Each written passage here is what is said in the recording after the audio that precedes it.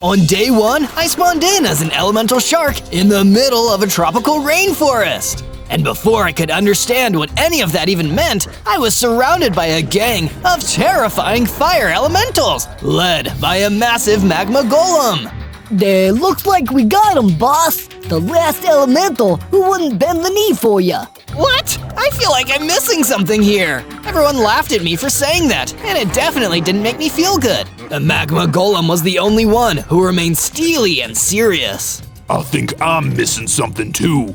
I'm missing the part where you swore absolute loyal to me, Magnus, the magma golem, Lord of the Elementals. Who made you Lord of the Elementals? I've never even heard of you. I made myself the Lord, and if you don't bow to me, I'll make you into shark elemental sushi. I think I'd rather make myself scarce. Before the magma golem or his fire elementals could attack me, I used one of my elemental powers to warp out of there and run away as fast as I could. As if this day wasn't stressful enough, as I was running away, I got incredibly hungry and didn't have any food. Could this get any worse? The only food I could find in the tropical rainforest was some apples, but it was being guarded by an angry earth elemental. Would you be down to share one of those apples with me? No, these apples can only be enjoyed by servants of Magnus, Lord of the Elementals. Is there anyone around here who doesn't work for this guy? I fought the earth elemental with my bare fins until I gave up and ran away. Finally, I was able to at least enjoy an apple. This is the one nice thing that's happened to me today. What's going on here? On day 2, I kept running through the tropical forest until I was convinced I'd lost the magma golem and his nasty gang of fire elementals. If there's one thing I can be sure of in this crazy, confusing world, it's that those guys are bad news. When I felt safe, I punched down one of the trees and made myself a wooden pickaxe. And with that, it wasn't hard to mine down into the ground and collect myself enough stone blocks to get started on a base. I think after all this craziness, I've really earned a roof over my head tonight. I used the stone and wood I collected to start building a base with a basic bedroom and living area, complete with a sofa and a couch. I also made myself a stone sword and a stone pickaxe. It wasn't much, but at least it was something. As long as that awful magma golem doesn't come and try to burn it down. But I soon wished I hadn't said that, because a few of the magma golem's fire elementals came blazing through the forest towards me. You thought you could escape us, didn't you, kid? Nobody escapes Magnus or his minions. Sooner or later, you're gonna give in to his demands or be destroyed. But why would I want to work for a guy like him? What is he even planning? You're not important enough to know that. Come on, boys, let's torch him. The fire elementals came for me, and I used my stone sword to fight them back until they were nothing more than ashes. I still don't understand what's happening here. What is this Magnus guy planning, and what part do I play in all of this? You better watch to the end if you want to help me find out. On day 3, I decided it was time to investigate what was going on. After all, if I didn't know the truth, I was at a disadvantage. I started exploring around the tropical rainforest until I found someone who wanted to talk to me about it. And that someone just so happened to be a scary-looking monster mushroom named Fungo. To my surprise, he was friendly. Please, Fungo, tell me about what the deal is with Magnus, the so-called Lord of the Elements. He's been hassling me ever since I spawned here. That makes a lot of sense. You're a shark elemental, right? And as his name suggests, Magnus, the Lord of the Elementals, wants to get control of as many of the elementals as he can. And if you want to get them too, chances are the only way you're going to be able to do it is by taking the fight to him. Defeat Magnus? Maybe if I get stronger I could do that, but why? I don't understand why he's doing this. Well, take a seat on that log over there, buddy, because that's a much longer and wilder story. So I did as I was told and sat down, but nothing could prepare me for what I was about to hear. From day 4 to day 5, I sat down and listened to the story Fungo the Monster Mushroom told me about Magnus the Magma Golem. First, you need to understand that golems are always created by villagers. They are not natural creatures, and as such, they are completely at odds with the natural elements of the world. But when Magnus was created, he learned to hate his own unnaturalness. He was so frustrated by it that he wanted to conquer the elements and make them work for him. One by one, he subdued the fire elementals, the earth elementals, the air elementals, and the water elementals. Through their allegiance, he may be able to control all the forces of the natural world. And in order to defeat him before he becomes too powerful, you'll need to master all 4 of the elements and gain their powers. Oh, just like in Avatar: The Last Airbender. Wait, you've seen Avatar? Sweet, that's gonna make all of this a lot easier to understand. Be careful out there, Zozo. If you can get strong enough and gain all these powers, you can save us all. But to help with the learning process, you'll need to find a mentor. Do you know where I can find one? Nope. Good luck. From day 6 to day 8, with all the new information that Fungo the monster mushroom had given me stewing around in my head, I started making my way back to my base. So, I need to find a mentor. How can I track one down? It's not like they have a directory website. But my frustration and self-pity was interrupted by seeing an innocent swamp pig being picked on by more of those evil fire elementals. Please, guys, leave me alone. I'm just doing my daily exercise. Little piggy's trying to exercise. Hilarious! We can help you warm up. Oh yeah, we'll fry your bacon. These are extremely insensitive jokes, guys. Please leave me alone. But I knew they'd never leave that poor swamp pig alone. Not unless I made them. That's why I pulled out my stone sword and ran in to fight them off. Leave that innocent pig alone, you meanies! It didn't take me long to defeat them all and rescue the swamp pig from a fiery doom. Needless to say, he was relieved. Thank you, kind stranger. I'm Sammy the swamp pig. You have done me a great kindness today, and I'll never forget it. No problem, Sammy. I'm Zozo, by the way. Say, do you have any idea where I might find a mentor? I really need one to help me save the world. Well, I did hear rumors about a great teacher who lived near water somewhere, but that's all I know. Still, I want to help you, Zozo. I really owe you one. How about you come back to my base? I could really use some allies right now. I led Sammy the Swamp Pig back into my base and started building a new room in my base for him to stay in. And make sure you keep watching until the end, because the craziest parts are yet to come.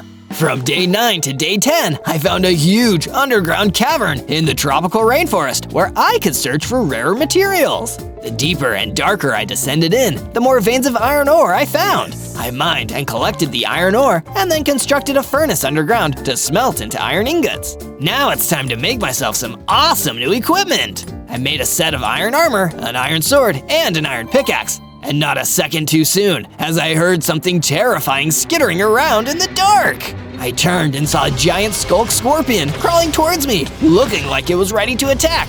And it turned out that it actually was. I tried to attack it with my iron sword, but it didn't seem to have much of an effect on the monster, which was as strong and fast as it was angry. In the end, I needed to use my location warping ability to zap out of there and run deeper into the darkness of the underground cavern. Can't see how this would ever end badly.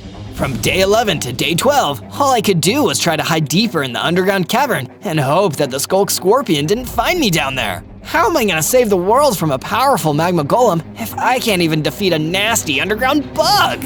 Deep in the dark, my greatest enemy wasn't the skulk scorpion or even Magnus, the lord of the elementals. It was just pure boredom. So when I found a dusty old book, you can only imagine how relieved I was. I certainly never expected that this book would contain the secret to Magnus's rise to power. It was filled with strange Latin text, but then I opened the book to a section called the 3 Enforcers. It described 3 terrifying and powerful golems who worked for Magnus: the Bone Golem, the Diamond Golem, and the Bedrock Golem. These 3 golems were vital for keeping all the elementals in line, and if I was able to defeat all 3 of the Enforcer golems, Magnus's control over elementals would probably collapse. Now I know what I need to do. If I defeat the 3 Enforcers, defeating Magnus afterwards would be easy. But I was celebrating a little too loudly. Suddenly, a vicious fire salamander, a powerful underworld creature, ran towards me. He was a tough mob to defeat since he shot flames at me. He had something that looked like an organic turret protruding from his back. A truly bizarre and scary mob, but with the knowledge of what I needed to do fueling me, I was able to do it. And this gave me enough XP to level up. becoming a bigger, stronger elemental shark with 18 hearts and the ability to breathe fire. Looks like I've mastered one element, 3 to go. Keep watching to see what I evolve into next. From day 13 to day 15, I returned to my base, bigger and stronger than ever before. And when I was back, I saw that Sammy the Swamp Pig had made an awesome addition to the base while I was gone, a whole new floor. Whoa, Sammy, this room looks so cool. What exactly is it? Look, it's a lounge area, Zozo. You need to stay relaxed if you want to be in harmony with the 4 elements. An excellent idea, Sammy. Do you have any news on where I might be able to find the mentor I've been searching for too? I've heard of some strange activity near a pond deep in the tropical rainforest. Maybe that has something to do with it. On Sammy's advice, I ventured out deeper into the tropical rainforest until I found the pond and what looked like a crimson wizard waiting outside it. Stay back, Elemental! I will not serve your master! He fired an energy blast at me that took off a few of my hearts and prepared to fire another. Wait, you don't understand. I'm an elemental, but I don't work for Magnus. I'm trying to defeat him. I'm just looking for a mentor that will help train me to stop him. Oh, I see. Sorry about firing an energy blast at you there, old chap. You can't be too careful these days with Magnus and his minions around. It's okay, I understand. So, can you mentor me, Mr. Wizard? I'm afraid that isn't my area of expertise, but I also wish to stop the diabolical Magnus. You and I can work together to make that a reality. It never hurts to have magic on your side, I guess. Come on back to my base with me. Let's work together. Lead the way, Elemental Shark! I set off back towards my base with one more ally in tow. From day 16 to day 19, I returned to my base with the Crimson Wizard. Because Sammy the Swamp Pig figured I might be returning with a mentor, he'd already built a room for the Crimson Wizard. My base is practically becoming a hotel. I should start charging people. I'd be happy to pay. This room looks wonderful. Before you get too comfortable, Crimson Wizard, I need some advice. Do you have any idea where I should go next in my quest to master the elements and take on Magnus? Good question, Zozo. Personally, I would suggest the Mojave Desert. To master all the elements, you must first experience them all. That sounds like a good idea to me. Time to go. After a couple days of traveling, I'd reached the Mojave Desert and started searching around for any clues as to what I needed to do next. The last thing I expected was to run into a talking desert cat. Hey, little kitty, do you have any idea what I can do to help defeat Magnus, Lord of the Elementals? Meow. Magnus?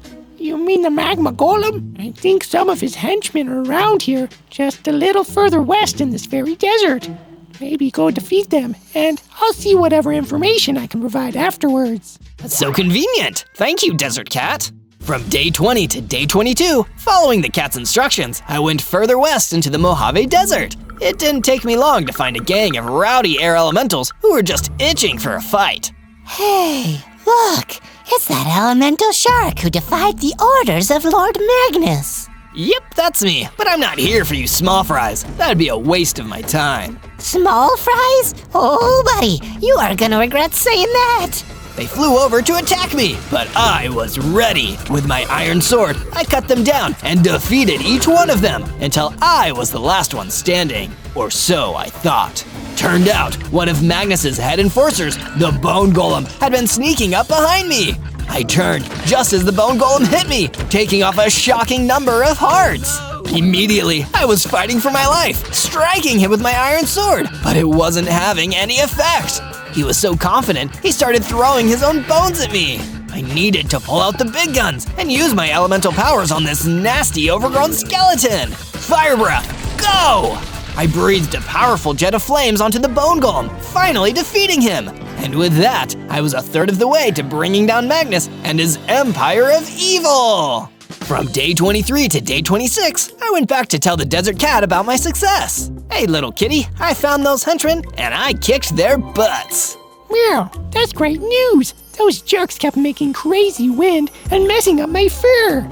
Now I can nap in peace without worrying about any air elementals bothering me. So, what can you tell me about Magnus, and how can I defeat him? Well, Magnus doesn't like to fight his own fights. He prefers to have his henchmen take care of that for him. So if you can defeat all of his elemental goons, he won't have anyone left to fight for him, and he'll have to face you himself. I guess I just need to make sure I'm strong enough when the time comes. Meow. That sounds about right. Oh, before I forget, maybe you can use this. The cat gave me a potion of power. Thanks, I can definitely use this. Glad to hear it. Now scram! It's my nap time, and I just found the perfect sunny spot. You got it. I left the cat and continued walking through the desert until I found a new area. When I got there, I was jumped by some earth elementals. Say, it's the wise guy who thinks he can defy Lord Magnus. Let's get him, boys. Not if I get you first. Fire breath, go! I blew a blast of fire at the earth elementals and followed it up with an attack with my iron sword. Pretty soon, all but one of the earth elementals was defeated. Wait, if you let me go, I can give you some information. Oh yeah? Yeah, Lord Magnus's headquarters. It's guarded by earth, air, and water elementals. Is that helpful? Yeah, get out of here. He ran away, and I took the moment of victory to drink my potion of power. When I did, I gained 24 hearts, evolving into an even bigger version of myself. And I gained the Earth ability. I can shoot an Earth charge that leaves behind a pile of dirt on the ground. Looks like I just mastered Earth. 2 down, 2 to go. From day 27 to day 31, I headed back to my base. On the way there, I passed the pond again. There was a diamond golem there, waiting for me. He attacked me, and I tried to fight back, but he was way too strong. In the end, I had to run away before he dealt me too much damage. Oh, that was a close one. I was scared he'd chase after me, but finally I made it back to my base, safe and sound. Wow, Zozo, look at you. You're so big and strong. Indeed, your stature is most impressive. Thanks, guys, but I'm not done yet. I've still got 2 elements left to master, and I need to get way stronger if I'm gonna defeat Magnus. Still, you must take time to celebrate how far you have already come. Speaking of progress, I have a sense that there is something useful to you waiting at a nearby location, the Rainbow Beach. Then I'd better get going and see what it is. From day 32 to day 35, I traveled to the Rainbow Beach to see what the wizard might have sensed out there. I sure wish magic would be more specific. Oh well, I guess that's just how magic is. As I was looking around, I spotted an iron golem up ahead. Hey there, do you know anything about Magnus? Don't you ever say that name to me! How dare you bring him up in my presence! Oh wait, I didn't mean to offend you. Before I could explain, he attacked me. I drew my sword and fought back, but he was really strong. Turns out though, so was I. After fighting for a while, it became pretty clear that we were evenly matched. Please, let's stop this and just talk. You're lucky I'm getting tired. Fine, talk. I get the feeling you don't like Magnus much. Don't like him? That's an understatement. We used to be best friends a long time ago. One day though, he started getting obsessed with the elements. He wanted to control them, all of them. And when I tried to argue with him, elementals think they're so great. Huh, see how great they think they are when I find a way to control every element. What's wrong with you having one specialty? All I do is iron, but you don't see me complaining. That's because you're a loser, and I don't need to spend my time with losers. If you're not with me, you're against me. He knocked me out and left. I never saw him again. Pretty soon, I started hearing about what he was getting up to, and I realized that the friend I used to know was gone. His jealousy and hunger for power turned him into a villain. That's terrible. I'm so sorry. I'm trying to master all the elements too, but it's so I can beat him and stop him from hurting people. If that's true, then that is a noble goal. I wish you luck, Mr. Shark. Thanks. The name's Zozo. From day 36 to day 39, I traveled back to the tropical rainforest. I really need to upgrade my armor. Let's see what I can find here. If armor upgrades you do seek, then it is to me that you should speak. Who's there? And why are you rhyming? A monster mushroom jumped out from behind a tree. Sorry, when I get nervous I talk in rhymes. I know where you can get some upgrades. Lord Magnus's base is empty right now, and there are plenty of supplies to be found in there. It's not like he deserves them. You might as well take them. Sounds good to me, but where's his base? In the swamp surrounded by lava. Do me a favor though, if you see a big mean fire elemental running with a gang of other fiery jerks, would you defeat him for me? He tried to hurt me, and I'd rather he not get a chance to try again. You got it! Thanks for the help! Following the monster mushroom's directions, I managed to make my way to the swamps and Magnus's base. From day 40 to day 43, I fought my way into Magnus's base. There was only a few wither skeleton guards, and it was easy to beat them. Then, I ran inside. Jeez, this place really suits the guy. It looks as mean as he is. I didn't have much time to look around because the diamond golem from earlier was inside. Uh-oh, this guy again. I've got to do a better job this time. I started with my fire breath, then followed it up with a sword attack. It was pretty tough, and I wasn't sure if I would be able to do it. But finally, I was able to defeat him. When the diamond golem fell, he dropped a whole bunch of diamonds. This is just what I need. Now I can go back to the base and upgrade my gear. I grabbed all the diamonds. Now I've got to get out of here before Magnus gets back. I may be a lot stronger than I used to be, but I'm still not ready to face him. Maybe with some upgraded armor and weapons though, I'll be closer to my goal. From day 44 to day 49, I traveled back to my base and got to work on upgrading my armor and weapons. Using all of the diamonds I got from that diamond golem, I was able to craft a diamond pickaxe, a diamond sword, and some diamond armor. Awesome, look at all this stuff. I feel more powerful already. Okay, back to exploring. I need to see what else I can do to improve and work toward mastering those last two elements. I headed out into the rainforest and started exploring. As I did, I came across a group of fire elementals. They didn't see me at first, but I could hear them. You guys remember that loser mushroom that got away from us before? I think I know where we can find him and finish the job. Nice! He was so pathetic! Let's go get him! That's the fire elemental he was talking about. If I fight and defeat these guys, he won't have to worry about them anymore. Wait, there's some shocky freak listening to us. That's the guy the boss told us about. Yep, and I'm here to kick your butts. Using my new diamond sword, I was able to defeat those fire elementals in no time. This new gear sure is great. I can't wait to see the look on Magnus's face when he realizes I'm finally strong enough to take him down. But I can't get ahead of myself. I gotta focus on mastering water and air. Time to get moving. From day 50 to day 53, I traveled into the Red Rock Highlands to seek out new ways to master the elements. I feel like the Highlands can teach me air stuff, right? That seems right. Or maybe water. Is there water here? As I explored, I came across an open book lying on the ground. Inside it said, "I'm gentle enough to wash your hair, light enough to fly through the sky, strong enough to crack rocks." What am I? That doesn't make any sense. How can one thing wash hair, fly in the air, and break rocks? I don't get it. It took me a little while to think about it, but suddenly it came to me. Wait a second, it's water! That's right, Zozo. An earth elemental jumped out at me. Guess you're smarter than you look. Too bad you'll never get a chance to master water because Lord Magnus sent me to take you out. Out to dinner? No, out of this world. Oh no! I got my diamond sword ready and started swinging. I followed it up with some fire breath and the earth elemental crumbled. After the fight, I could feel myself getting bigger and stronger. I'm evolving again! As I got stronger, I gained more hearts. Now I have 35 of them. I also gained the Ice Blast ability. I can freeze enemies in place with this. I guess I finally mastered water. Only one more to go! From day 54 to day 57, I returned to my base. The Crimson Wizard had a surprise for me. He built some protective walls around the base while I was gone. As a token of appreciation for letting me stay at your home rent-free, I thought I might work on our defenses a little bit. These walls look really nice. I feel safer already. Thanks! No problem. Now I'm feeling pretty good, but I know I need to get stronger and master the fourth and final element. I need some help.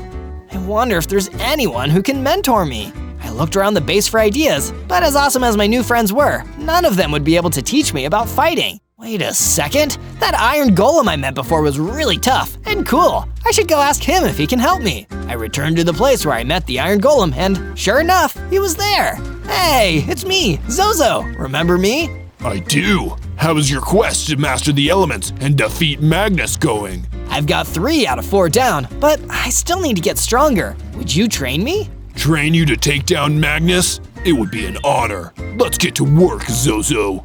From day 58 to day 62, I started my training with the Iron Golem. He set up a wall of blocks for me. You see these blocks? Break them without touching them. I'll try my best. I used my fire breath to break the blocks. Now try to dodge my attacks. He ran at me and attacked, and I dodged. He had me do a bunch of different challenges and training exercises. I had to run up and down the beach, go out into the water and swim back, and test out all my new powers. By the time I was done, I was exhausted, but I also gained more strength. Sweet! This will help my sword hit even harder. But I haven't mastered air yet. Not yet, but you've made some great progress. I'm proud of you. Thanks for all your help. You've been a great mentor. From day 63 to day 66, I went back to my base. When I got there, I saw a group of water elementals running away from the base. What the? Oh no! They had destroyed my base and destroyed some of the walls. Zozo, help! These miscreants kidnapped the swamp pig. No! I was able to catch up with one of the water elementals and I hit him with my pile of dirt. Tell me where they took my friend or I'll hit you again. Zoinks! Don't do that! They took the pig to Lord Magnus's base. There's a prison cell attached to it. They're gonna throw him in there. And I've got to get over there too. No time to waste. I need to save my friend. I'd let the water elemental go and set off toward the Wailing Garth to rescue the swamp pig. From day 67 to day 70, I traveled to Magnus's base on a swamp pig rescue mission. When I reached the swamps, I saw a big cage in the base, and there was the swamp pig trapped inside. Don't worry, I'll get you out of there. Yeah, right. You'll have to go through us first. The water elementals closed in around me, but I had a plan. Maybe I should give you guys the cold shoulder. I fired my ice blast ability at the water elementals, freezing them in place. Then I used my diamond sword to take them out one by one. The last water elemental dropped a key to the cage. Now let's get you free. I used the key to unlock the cage and let the swamp pig out. Thank you, Zozo. I knew you'd save me. What are friends for? Now let's get out of here before Magnus comes back.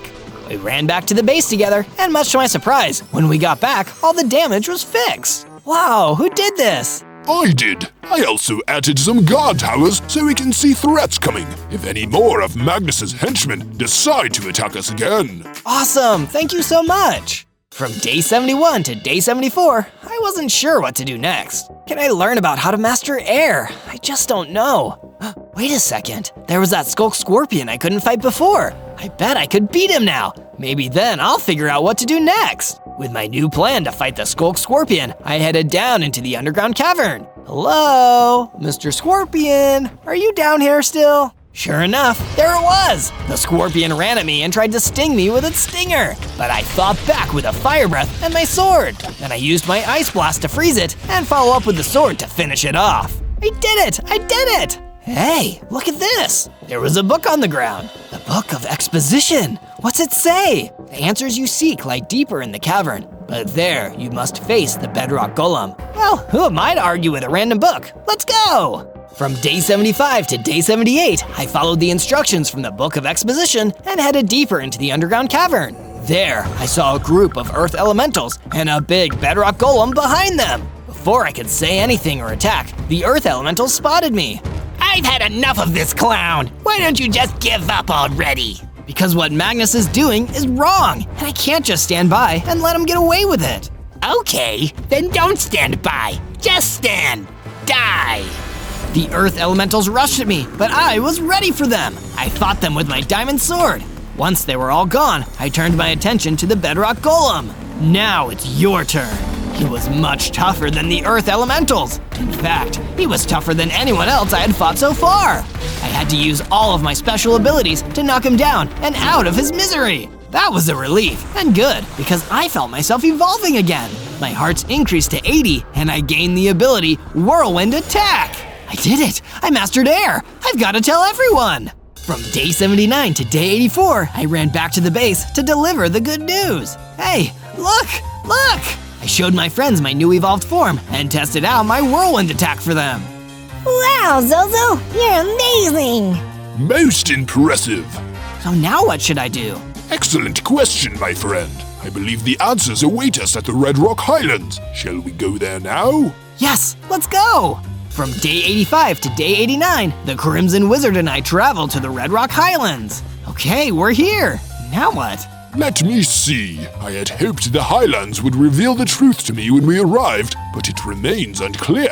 Perhaps we should see if we can acquire any additional items that might allow you to upgrade your gear? Sure, why not? Together, we searched the area for cool items. I found some more diamonds and gathered them up. From day 90 to day 94, I was gathering diamonds while the Crimson Wizard headed back to the base. All of a sudden, Magnus appeared behind me. Still haven't given up yet, I see. Nope, and I never will. I finally mastered all the elements, and I'm coming for ya. Oh yeah? How are you going to do that from underground? What? What are you talking about? The one element you haven't mastered, the element of surprise. Magnus hit me hard, knocking my diamonds out of my hands. Then he got me again, knocking me out cold. When I woke up, I was in an underground chamber. Oh no, I'm trapped in here. What should I do? Wait a second, Magnus didn't count on me still having this iron pickaxe. I'll use it to tunnel out of here. I wasn't sure how long I'd been out, so I had to work fast and make up for lost time. I dug faster than I'd ever dug before, until I broke through to the surface. Nice try, Magnus, but you can't get rid of me that easily. From day 95 to day 97, I started making my way back to my base. On the way, I was ambushed by a group of Earth Elementals. See? I told the boss burying him wouldn't work. Weeds always grow back. I'm not a weed, I'm an elemental shark, and I'm stronger than you, and I'll prove it. I fought back, and with my mastery of all 4 elements, it didn't take long for me to beat them. I finished my fight with the whirlwind attack and blew them away. Awesome! Okay, no time to celebrate yet. I've got to get back to the base. On day 98, I finally made my way back to my base. Zozo, where have you been? We were worried about you. Magnus surprised me and trapped me in an underground chamber. I had to dig myself out. Monstrous. That's awful. It's okay, I'm totally fine. I made it back, and we still have time for me to use my mastery of the elements to defeat Magnus and restore peace. It's gonna be great! You're right, Zozo. Gee, this sure has been a wild adventure. And to see more adventures like it, make sure to like this video, subscribe to the channel, and search Zozo. Zozo, allow me to accompany you to Magnus's lair. There, you can finally end this nightmare for good. On day 99, the Crimson Wizard walked with me all the way to the swamps and Magnus's base. He couldn't come with me, but I didn't want him to. It was important for me to face Magnus on my own. There, outside the base, were Earth Elementals, Air Elementals, and Water Elementals guarding it. I was pretty nervous at first because there were loads of them and they all attacked me, but I knew I could do it. I fought my way through the elemental guards, freezing them with my ice blast, burning them with my fire breath, and blowing them away with my whirlwind attack. It took a while to get through all of them, but in the end, I managed. Phew, all that fighting made me hungry. Magnus must be anticipating me because he really did gather all the remaining elementals to guard his base. Now, let me find him. On day 100, I headed into Magnus's base to finally complete my quest. He was sitting on a throne, waiting for me. I escaped your trap. So I see. I had a feeling you might. It doesn't matter. You're going to lose. I don't think I am. See, there's something you don't get about the elements. They require balance. They're equal. None of them are better than the others. Elements don't have lords. They're all equal and work together. Foolish words from a foolish shark. No more talking. Let's fight. He didn't have to tell me twice. He didn't even have to tell me once. I was already getting my sword ready. I used my dirt ability to hopefully trap him, but he dodged it. He came back at me with an attack, but I dodged it and attacked again. All of a sudden, Magnus started shaking and growing. He evolved into a bigger, stronger version of himself right before my eyes. Uh-oh, I've got to step up my game. Ice time! I used my ice ability to freeze Magnus so he wouldn't have a chance to hit me with his new evolved strength. This gave me just enough time to use all the other elements back to back. Earth, fire, air! With all my powers combined, I finally defeated Magnus! It's over! Now we can all coexist in peace again! On day 1, I spawned in as a land shark, the most awesome carnivore ever. I'm a real fish out of water. I've got 9 hearts from the start because sharks are naturally born tough. And even though I'm tiny, I still have a bite. Looking around, I saw that my starting area was a desert. Or should I say, a sea of sand. But there aren't any other sea creatures anywhere. I wanted to go find some fish to eat, so I started swimming through the land in search of a nice meal. Da-dum, da-dum, da-dum, da-dum, da-dum, da-dum, da-dum, da-dum. I eventually ran into another animal, but it was a tarantula. I heard that they were poisonous, so I didn't want to eat it, but it definitely wanted to eat me. That's no way to treat the top of a food chain. Wait, am I even at the top of a food chain? I swam away from the tarantula and soon discovered that I had the ability to dive inside of sand blocks to hide. I stayed under the desert surface until the tarantula got bored of looking for me and moved on. Then I popped back up out of the sand. I didn't expect other things would try to eat me today. While I was thinking, a coyote tried to snack on me too. It took off a few hearts, but this time I fought back. As I expected, my bite packed a real wallop. I celebrated my win by chowing down on some coyote meat. It wasn't that tasty, but at least it kept my hunger meter full. I'd look for something better to eat tomorrow. Until then, I'd take shelter inside of a sand dune. On day 2, I resurfaced and went on to explore the desert in search of materials. At a nearby oasis, there was a grove of palm trees. I bit a few of them down and collected the wood they dropped. Ugh, that tasted gross! This is why I need tools in the first place. I got sick of biting trees pretty quickly, so I crafted a wooden axe to cut down enough of the remaining trees that I could make a complete set of wooden tools. While I was chopping, an octopus fell down from one of the trees. That was definitely the last place I expected an octopus to be. But then again, I was a land shark. What's the big idea? Can't a guy hide in a tree peacefully without getting knocked down? Sorry, buddy. I had no idea you were up there. What is an octopus doing in a tree anyway? It's not safe to wander out in the open out here. There are huge spiders everywhere, and they're looking for me. I thought spiders and octopuses got along. You have so much in common, like having 8 limbs and... that's about it. We most certainly don't get along. And I suggest you find a place to hide too. The spiders out here are looking for sharks too. Sharks like you. So they were hunting me. But why? I've said enough. I need to find a new place to hide. Good luck. The octopus ran away, but not before dropping some healing potions. He must have been prepared for the worst. I felt a little bad about taking them, but if he hid well enough, he wouldn't be needing them. On day 3, I decided to make the desert oasis into my base. I may have been able to swim on land, but having a source of drinking water around was never a bad idea. So I started chopping away at the rest of the palm trees to clear out an area where I could create my own personal retreat. Suddenly, a wild emu came bounding across the desert towards me. It was surprisingly fast and aggressive, but I was hungry, so that didn't stop me from taking a bite. The bird's attacks did a bunch of damage, so I was grateful for my higher starting health. Emus are trouble. If only I had heavy artillery. A couple bites later, and the emu was defeated. It also dropped a delicious golden drumstick. That looks yummy. I gobbled up the drumstick and felt myself begin to change.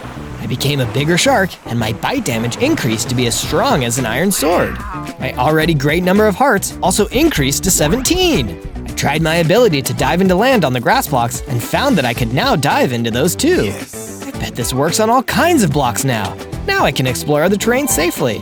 I spent the rest of the day constructing my resort. It was made out of the palms I chopped down earlier. I also added a room for myself. To protect myself from mobs, I decided to also include a fence that surrounded the entire resort. On days 4 to 5, I went out to catch some rabbits to keep at the base for a steady food supply. I was a carnivore after all. I spotted some hanging around by some cacti, but a tarantula scared them away. Didn't the octopus say that those tarantulas were looking for me? I decided to get to the bottom of this and confront the spider directly. I hid and waited until he got close, and then I popped out of the ground to ambush him. I gave him one bite to show him I meant business, and then I gave him a piece of my mind. Hey, what do you want with us sea creatures anyway? The tarantula was startled by my ambush, but chuckled like he was remembering a secret. You'll find out soon enough, taste a shark. Sous Chef has promised us tarantulas a bowl of her famous soup if we bring a land shark to her. Sous Chef? Who is that? You mean you don't know? She's only the fanciest and most renowned chef in the entire world. Her seafood cuisine is legendary, and very soon you are going to become a part of it. But I'm not a seafood. I'm a land shark. Then let's see if your flavor is the same. The tarantula struck back with a bite attack that left me poisoned. I was taking gradual damage to my hearts from the after effects. That's one lousy status condition. I need to finish this quickly. My enhanced bite did the trick. A couple of those were too much for the tarantula, and he was no more. That's what you get for poisoning me. Even after the fight was over, I was still affected by the lingering poison damage, but thankfully, I had enough hearts remaining to wait for it to wear off. The total was way more damage than I was expecting. I even had to use a couple of healing potions I got from the octopus. I was lucky I took that tarantula by surprise. If he had ambushed me instead, that could have been it. I returned to the base to wait for my heart meter to regenerate. On days 6 to 8, I searched a nearby forest for some materials to craft an antidote to tarantula poison. I had a feeling that yesterday wouldn't be my last tango with those spiders, and I wanted to be prepared for next time. I found a patch of some plants with healing properties, which I could use to replenish my potions, but they wouldn't be able to neutralize the poison itself. I don't like it, but I think I need to capture a tarantula and study the poison. After that, I started flopping my way back over to the desert I'd made my home. I made my way across the dunes until I saw a tarantula, then I dove under the sand to hide. It didn't seem to notice me, so I waited for an opportunity to strike. But just then, another mob swooped out of the sky and attacked the tarantula. Whoa, what is that thing? It was a tarantula hawk, the tarantula's natural predator. It looked really tough, but it was distracted because it was fighting the tarantula. I emerged from the sand and took the tarantula hawk by surprise. The fight was won before it even began. Sharks are problem solvers. The tarantula hawk dropped something that would solve my poison problem, a rare poison resistance potion. I ate the whole thing in one bite. Hooray! With this, I won't take any extra damage from the tarantula venom. On days 9 to 10, I explored some nearby hills, which I could mine for stone and other sturdy blocks that couldn't be found in the desert. I had fun trying out my dive ability on a bunch of different surfaces. While I was diving, I fell into an area where a lot of carrot plants were growing. I'm going to take these and replant them at my base. Those rabbits will have to eat something before I eat them. As I was pulling up carrots, I felt like someone was behind me and turned around. It was a girl. She was dressed as a chef and carrying a really big knife. I hoped it wasn't who I thought it was. I, sous chef, have found myself another shark, and I thought the only ingredients out here were carrots. Oh no, it's exactly who I thought it was. See ya. Wait, come back. Hey, sharky. Even though I was bigger, I was still just a fish. And a fish doesn't pick a fight with a chef. It never ends well. I swam as fast as I could until I lost her, and then I dove into the stone. For some reason, it was trickier this time. That's when I realized there was another shark trying to hide. Unlike me, this guy was a hammerhead shark. I bet building stuff is really easy for him. Boy, am I glad to meet you. I thought I was the only shark left. So did I. If you don't mind me asking, do you know where all the other sharks went? That sous chef you just saw has been rounding up our kind and turning us into soup for her restaurant. Soup? Oh no, I hate soup. And I'd hate being in it even more. She must be stopped. On days 11 to 12, my new hammerhead friend and I went back to my base. I made him his own room to make him feel right at home at my aquatic animals resort. Because stairs are really difficult to climb for finned boys like us, I decided to build in some pillars that we could use to swim up and down between levels. I was out getting more material when I was attacked by a giant snake. Let's hope my poison resistance works against snake venom too. The second it sunk its fangs into me, I was badly poisoned. My hearts were reducing quickly, so I ran back to base and started working on a new way to counter the venom. I knew that honey could help with curing poison, so I went and found a hive of desert bees, which I carefully transported to a safe location near my base. Now I have all the honey I need to avoid getting sick. I went back to fight the giant snake, and thanks to the honey and my healing potions, I was able to outlast it in a battle of bites. The snake dropped a rattle when it was defeated, and I had a feeling this was the key to building my poison resistance. I combined the rattle with some of the flowers and honey I had collected earlier and crafted an extra strength poison resistance potion. I drank it immediately. I'll bet I can become immune to all poisons if I keep making potions like these. On days 13 to 15, I was fast asleep in my shark bed when I remembered something from long ago, before I was even a baby land shark. It must have been a memory from a distant land shark ancestor. Back then, all of us land sharks swam through the desert together in a big group, or a shiver of sharks. There was always plenty to eat, and we always shared with each other. But one day, an army of tarantulas showed up and started capturing the sharks and their sticky spider webs. They dragged my ancestors to a huge cooking pot where sous chef was waiting. Très bien. With this latest haul, I'll have shark fin soup to serve in my restaurant for years to come. She was talking to an even bigger spider next to her, who appeared to be calling the shots for the tarantulas.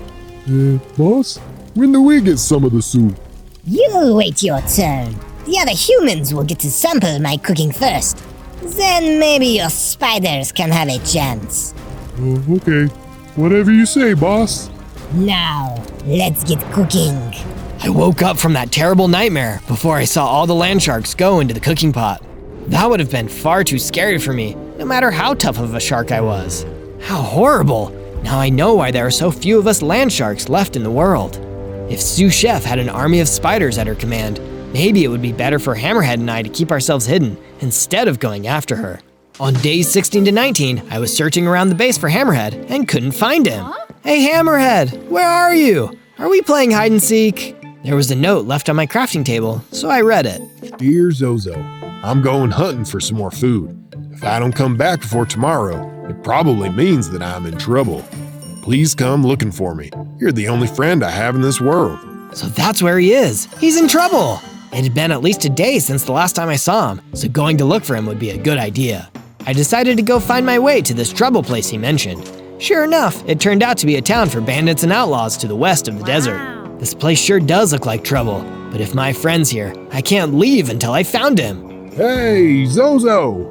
Hammerhead! You were easier to find than I thought. I said I was in trouble, and here I am. Let's go drink some milk at one of these saloons. I'm paying.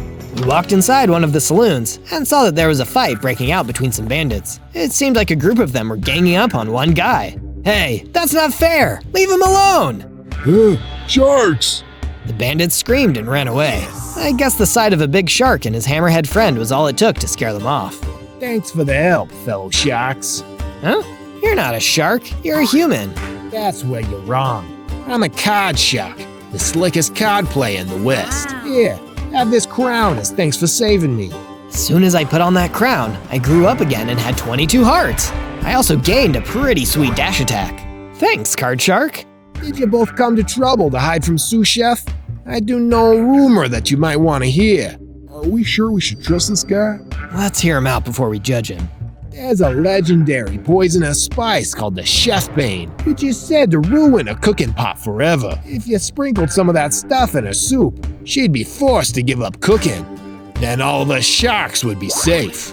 Wow, and you're really telling the truth? Trust me, kid, I know a thing or two. Even though it had seemed hopeless before, I now believed that there was a way to stop Sous Chef for good. All I had to do was find that Chef Bane. On days 20 to 22, Hammerhead and I returned to our base and found it under attack by those same bandits we scared away in trouble. This time though, there was a whole lot more of them, and they were throwing dynamite. This will teach you nasty sharks not to mess with us bandits. Oh yeah? Well, we're gonna teach you nasty bandits not to mess with us sharks. Right, Hammer? Right. Hammerhead and I worked together and took on the bandits as a team. We fought hard against the crooks, but our teamwork was too much for them, and we took them out. I was feeling so inspired by our teamwork that I had an idea. I should add a statue to the base. Things were coming along nicely, and I made some good progress on the first part. You can sort of see what it might be. I'd need to add some blue materials to get the statue's color palette just right, so I started mining to see if I could find any lapis. It would be a long way down, but I had to start somewhere. Once I gathered some stone, I decided it was time to upgrade my pickaxe. So I returned back to the base, where I crafted a stone pickaxe, which would help me mine much more efficiently. And if you want to be more efficient in finding my videos, make sure you hit that subscribe button and ring the bell so you can find my channel easier. On days 23 to 26, Hammerhead and I teamed up again when our base was attacked by some super tough rock mobs. Uh-oh, those look like straddlers. We were able to defeat them, but their skin was so tough that a bunch of our teeth fell out. Yo-yo, my teeth fell out. Don't panic, friend. They'll grow back. As for the ones that fell out, I decided to craft a bow and make the lost teeth into shark tooth arrows. Time to go spider hunting. I hid in the desert with my dive ability and waited for some tarantulas to pass by. And when they least expected it, I jumped out and sniped all of them before they could even react. Now I can gather all the venom they dropped and make myself even more resistant to poison. I went back to the base and did just that. I had just enough time to drink another poison resistance potion before I heard someone outside asking if anyone was home. I answered it and saw that there was a frilled shark at the door. Pardon me, is this arrow yours? I found it while I was hiding in the desert. Yes, it is. Thanks for returning it. Also, would you mind if I stayed here? I've got no home and there's a chef looking for me. Of course you can. That same chef is looking for my friend and I too. We'll be safer if we stick together. I then added another floor to the base to make sure that frilled shark felt right at home. Then I added some guard towers next to the fence to make spotting incoming enemies easier. On days 27 to 31, I went back to the town of Trouble so I could get some more information out of the card shark. He was willing to do it, but only for a price. I'll sell you this enchanted cookbook for some of your teeth.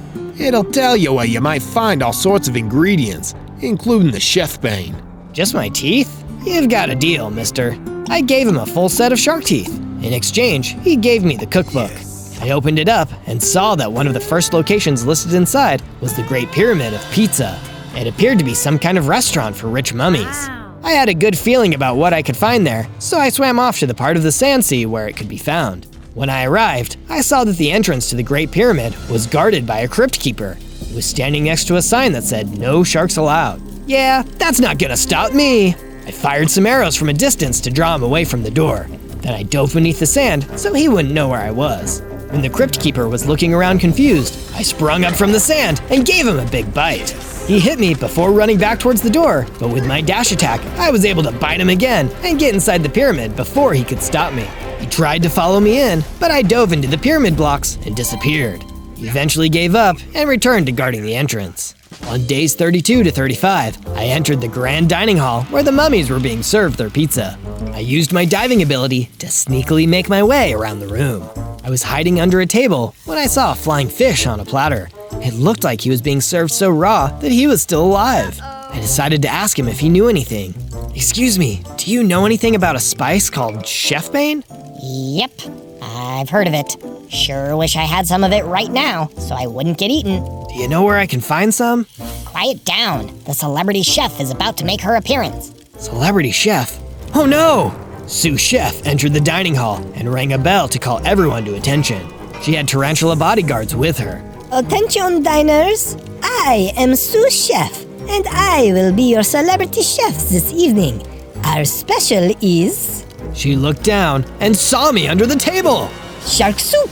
Get that rotten shark! Yikes! Sue Chef and her tarantulas ran towards me, so I used a dash attack to catch her off guard. She struck back with her cooking knife and sliced away most of my hearts. I would be sashimi if I took another hit like that, so I decided to improvise. Actually, tonight's special is tarantula salad. The mummies hungrily turned towards the tarantula bodyguards and started to attack them. No, it didn't! Stop this! I made a break for the exit. I hate to dine and dash, but this time I had to. While I was on my way out, the flying fish flew after me.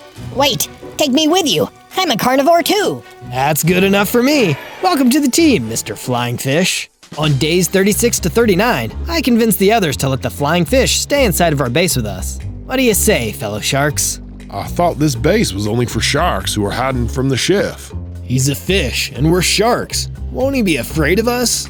It's fine. He can eat the rabbits we've been farming, and we have plenty for all of us. Once that was settled, I went to my room and consulted the enchanted cookbook that I got from the card shark in order to search for a new location to travel to in my search for Chef's Bane. Let's see here. The Great Pyramid of Pizza was a dead end. Oh, maybe I'll have better luck in the Marshmallow Swamp. Me and Hammerhead then proceeded to do some more work on the statue. The design was really starting to come together, thanks to the lapis lazuli I had been mining. On days 40 to 43, I was on my way to the Marshmallow Swamp when I thought I saw another land shark nearby. Hello there, my name is Zozo. Do you need a place to hide? The mob that I thought was a shark turned around and I realized that he was actually a dolphin. A land dolphin. I'm good, thanks. I was just in the area looking for a heart of the sea. It's a kind of treasure usually found in the ocean, but for some reason, they can also be found on land in this place. It's pretty odd, said the land dolphin to the land shark. Point is that I did find a treasure chest with a heart of the sea inside, but there was a terrifying mantis shrimp guarding it, so I chickened out. They're all yours if you're brave enough. Thanks for the info, Dolphin. Best of luck in your travels. I went to the place where the dolphin said he found the chest, and sure enough, the mantis shrimp was right there. Mantis shrimps were known for their lightning-fast attacks, so I knew that I had to rely on my toughness. I launched a few arrows before dashing into battle and biting away. The mantis shrimp knocked me back with a powerful strike, which did 5 hearts worth of damage, but that left him wide open. I drank a health potion and attacked him while he was recharging his attack. I did this a few more times before the mob finally fell. Alright, the heart of the sea is all mine. The door to the treasure chest opened up and I rushed in. When I opened the treasure chest, there were some prismarine blocks inside, along with the heart of the sea. Once I collected them all, I used them to craft a new shield with some of my spare shark teeth. This shield of the deep could provide me with some defense, while also draining health from enemy mobs. On days 44 to 49, I made it to the marshmallow swamp. It definitely lived up to its name, as there were white marshmallow blocks floating all throughout it. I took a drink from the black water, and I realized that it was coffee. It gave me a temporary energy boost and increased the distance of my dash attack. There were a bunch of pink oozes jumping around the swamp, so I used them to test out both my enhanced dash and my shield of the deep. Once I was done cleaning up the slime squad, I heard a cry for help from the swamp. It was a platypus. Help! I wanted a drink of coffee, but I started sinking. Don't worry, I'll help you. I dove straight into the coffee and rescued the platypus before swimming both of us to shore. It was unusual for a land shark to be swimming in liquid, but I was very grateful that it all worked out. I, Platric Platypus, owe you my life, Sir Shark. Please, call me Zozo. I'm on a quest searching for a legendary spice called the Chef's Bane. Chef's Bane, You've come to the right place. You may not know this, but we platypi are experts in all things poison. You are? Absolutely. We're venomous creatures too. Chef's Bane is the ultimate in poisonous ingredients, but you won't find any in this swamp. We'll need to go somewhere a lot more tropical. Follow me. With that, Platric began to lead me out of the marshmallow swamp. I felt like I could trust him, so I decided to follow him. On days 50 to 53, Platric and I arrived in a tropical region south of the marshmallow swamp.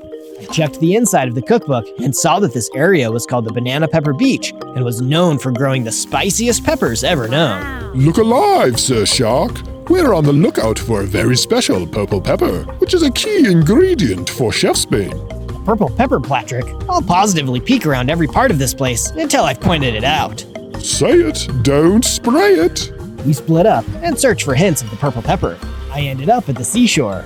Wow, I just realized that I'm a shark who has never seen the ocean. I didn't have time to think about that because I noticed the Crypt Keeper from the Great Pyramid of Pizza running towards me. I guess I interrupted his vacation. We fought, but this time I had my shield. After a few hits, he realized his health was being drained and he ran away. He won't bother me again. A little later, Platric and I reunited. It seemed like neither of us had had any luck finding the purple pepper. We'll keep trying, Sir Shark. In the meantime, have a potion of poison resistance. You'll want to be practically immune when we find it. I gulped down the potion and felt its effect make me even stronger against poison. On days 54 to 57, I returned to base to make some improvements. After swimming in the coffee swamp, I was eager to turn the oasis pool into a more tropical habitat. So I planted some banana trees to spice up the place. With the trees in place, I decided that the pool needed a diving board, so I added that along with some decorations to make it feel far more relaxing. Now I'll be a land shark and a water shark, master of both worlds. Hammerhead, grilled, and flying fish all enjoyed using the diving board too. It seemed like the base was becoming more than just a hideout. It was our home, and we were family. Eventually, Frill came over and approached me. Oh, hi Zozo. Hey there, Frilled. I noticed that you built the Shield of the Deep. It looks like it protects you really well, and I was hoping you could make me one too. I would, but I need to go find another Heart of the Sea. Maybe the cookbook knows where I can find one. I returned to my room to look at the cookbook, but it wouldn't reveal the locations of the Hearts of the Sea. But it would let me know where more mantis shrimp were. It was just a hunch, but I decided to give it a shot. I made my way over to a nearby cave where I figured another mantis shrimp might be hiding. I managed to find another chest like the last one, but this time it wasn't even guarded. Lucky me! I looked inside, and there was another Heart of the Sea. Soon after, I crafted another Shield of the Deep and gave it to Frill. Thank you, Zozo. Here, I have some serrated teeth I can spare. If you equip them, your bite attack will be able to drain health, just like the shield. It's an incredible upgrade. Thanks, Frilled. You rule. I put those chompers in, and I could already feel more awesome. Or should I say, jawsome.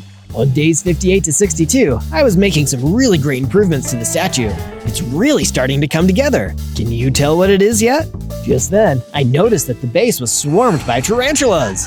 The tarantula leader that I saw in the flashback was there as well, so it looked like this was a planned invasion.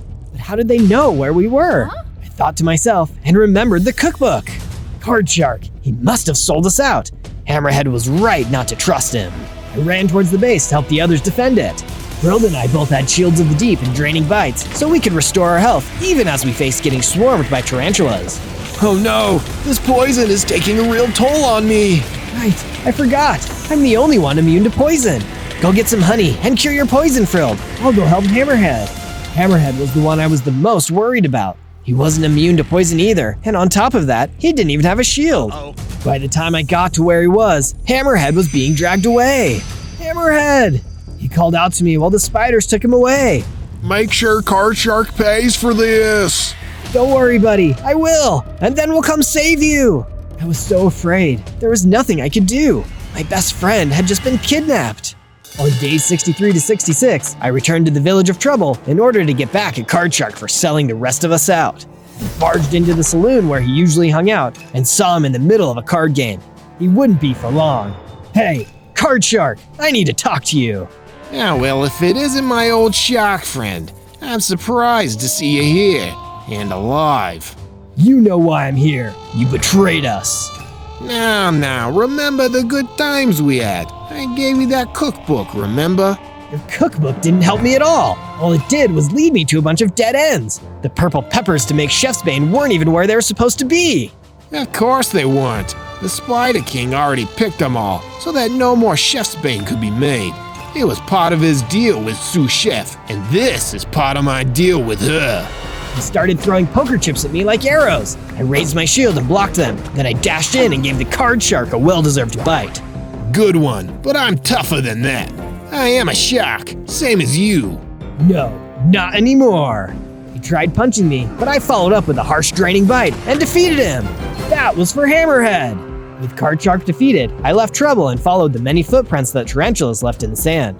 I hoped the Hammerhead was all right. I don't know what I'd do if he got turned into soup. On day 67 to 70, I tracked the tarantulas to Cobweb Castle. I knew that Hammerhead could be here, as well as the purple pepper ingredients needed to make Chef's Bane. There were a whole lot of tarantulas around, but I was a whole lot of shark, and their poison wouldn't work on me. I fought my way to the throne room and found Hammerhead restrained in a web. Zozo, is that you? Don't worry, Hammerhead. I'm coming to help you. I moved closer to the throne when suddenly the King of Spiders dropped down from the ceiling. 2 sharks for the price of 1. The boss is gonna be extra happy with me. The boss is never gonna see you again, Spider King. Not unless you get out of our way. Big talk for a silly little shark. Let's go. I leaped at the King of Spiders and started biting his long, scary legs. Ow! Is this what being bitten feels like? Can't believe I've been doing this for years. The jagged shark teeth were too much for him. The Spider King ran off, leaving through a pathway. After that, I freed Hammerhead by shooting an arrow that destroyed the cobweb prison he was in. Hammerhead, let's check where the Spider King ran off to. Maybe the purple peppers are in there. Good idea, Zozo. From day 71 to day 74, Hammerhead and I entered the secret pathway that the Spider King had left through. On the inside, there was a creepy dungeon waiting for us. Whoa, this place looks so spooky, Zozo. I don't want to spend too long here. It'll be worth it if we can find the purple peppers and make the Chef's Bane Hammerhead. But we were already too late. The purple peppers were gone, and there was a note from Sous Chef herself left in the empty dungeon. You underestimate me and my minions, Zozo. Did you really think I'd just leave the purple peppers here? Silly little shark. Only a chef of my caliber would know what to do with such an ingredient. I'd say I'm sorry to disappoint you, but it's actually very funny to me. I'll see you at dinner, my dear. Me and Hammerhead were devastated. All this work and risk for nothing. It's okay, Zozo. At least you saved me. Let's go back to the base and figure out what to do next. From day 75 to day 78, I brought Hammerhead back to the base. I didn't want any more spiders to invade us at night, so I put up a new layer of defense. Hopefully a little fire will scare those creeps away. That's when Hammerhead approached me and gave me an enchanted book. Let's What's this, Hammerhead? It's the sharpness enchantment, Zozo. It'll make your shark teeth extra sharp and dangerous. Oh, heck yeah, just what I need. I went inside and applied the enchantment book to my teeth. And I got those extra sharp teeth just in time, because the king of spiders who narrowly escaped in the cobweb castle was back, and he meant business. Time to end this once and for all. As the king of spiders ran in, I lunged forward and chomped him. In one bite, he was finished off, and that made me level up. I grew into a land great white with 25 hearts and the water speed ability, which made me twice as fast in water. Even though I'm a land shark, this might come in handy later. But that wasn't the only thing that the king of spiders dropped. He also had a note, which I picked up and read. It must have come straight from Sous Chef. Once Zozo has been destroyed, find the straddler in the forest. You know what to do. I was starting to get really sick of reading notes from Sous Chef, but at least it could be a valuable lead. From day 79 to day 84, I searched the forest for the straddler. If he was somehow connected to Sous Chef, he might be able to give me some information. Straddler? Straddler? Hello? That's when the straddler emerged out of the forest, looking irritated. Yeah, I'm the straddler. What's it to you? I've heard that you might have something to do with Sous Chef, the villain trying to turn me and all my fishy friends into soup. Do you know anything about that? Yeah, of course I know about that. I've been trying to take her down for years. Maybe we can team up. That sounds great. But first, you see that cave next to me? I need you to grab a secret weapon I left inside. I turned and saw a cave a few feet away, and there was a secret weapon inside? Perfect.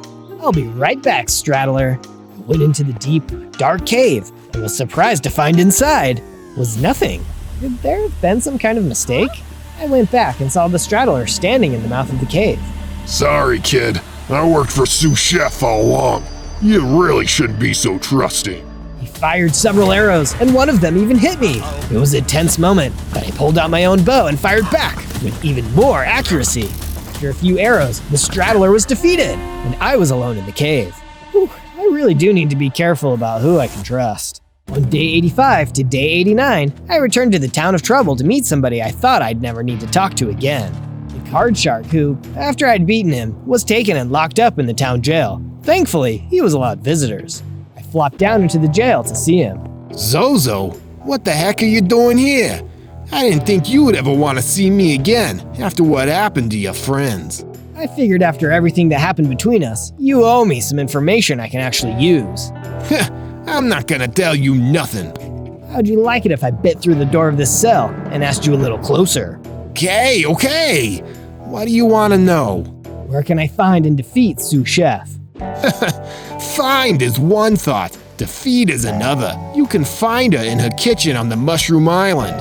But I warn you, Zozo, if you go to that island, you ain't coming back. We'll see about that. This shark is never going into anybody's soup. And with that, I left the jail. There was no time to waste. From days 90 to 94, I worked on some new items and upgrades to my base. I can't take on Sous Chef without the best of the best of the best. I added a bunch of new upgrades to increase the effectiveness of my bow. Power enchantment, that increases damage, and the punch enchantment, which increased the knockback power of my arrows. Hope you like your food spicy, Sous Chef. And also, to give myself a little extra boost, I made myself a few potions. A potion of healing, a potion of regeneration, and a potion of swiftness.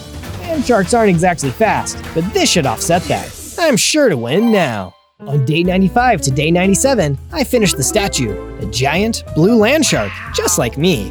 I'm very happy about how it turned out. Let me know what you guys think in the comments below. It made me realize something. In all of my time here, I'd only seen a handful of other sharks.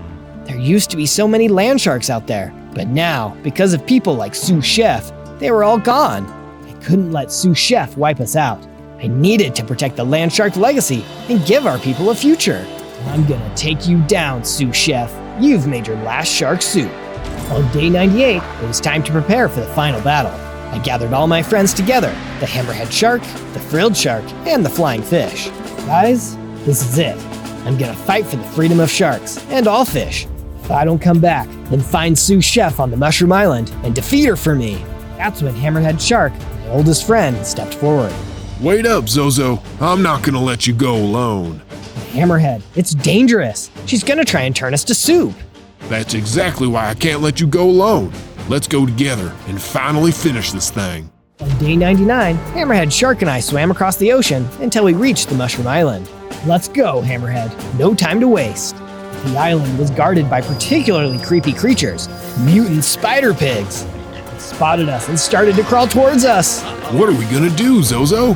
Don't worry, Hammerhead. I have a special weapon. I pulled out my fully upgraded bow and started firing, knocking back the mutant spider pigs. Look at that. I'm biting you without even touching you. Ha! Zozo, over here. I found some prisoners. I went to where Hammerhead was and saw that he had found a cage full of blobfish that Sous Chef had captured. You help them get back to the base, Hammerhead. I'm gonna defeat Sous Chef once and for all. Good luck, Zozo. I believe in you. On day 100, I continued alone across the Mushroom Island, looking for Sous Chef and her evil lair. Along the way, even more mutant spider pigs started rushing towards me. I used my upgraded bow to quickly dispatch them and clear the way. Will you guys get out of the way? I'm looking for your boss. After defeating the last few mutant spider pigs, I saw a secret chest on the island, with a sign next to it saying, Secret Ingredients. Hey, that sounds useful. I searched through the chest until I found a bottle labeled Potion of Evolution. I immediately added it to my inventory and kept moving. Soon enough, I found Sous Chef's true lair. She'd mined a huge crater into the ground and filled it with lava. It was the ultimate soup boiling pot, and Sous Chef was there, throwing ingredients in. Welcome, Zozo. You're just in time. I've been working on the ultimate soup, but it's been missing something. I think it could really use a little shark to really make it pack a punch. Oh, I'm here to pack a punch, Sous Chef, but it won't be in your soup. Sous Chef started to laugh at me, and as she laughed, she grew bigger and more powerful. She also equipped a huge diamond sword. This must have been her final form. Big talk, but nothing to back it up. You don't even have the chef's bane. How could you possibly stop me? Things have changed, Sous Chef. I used to want the chef's bane.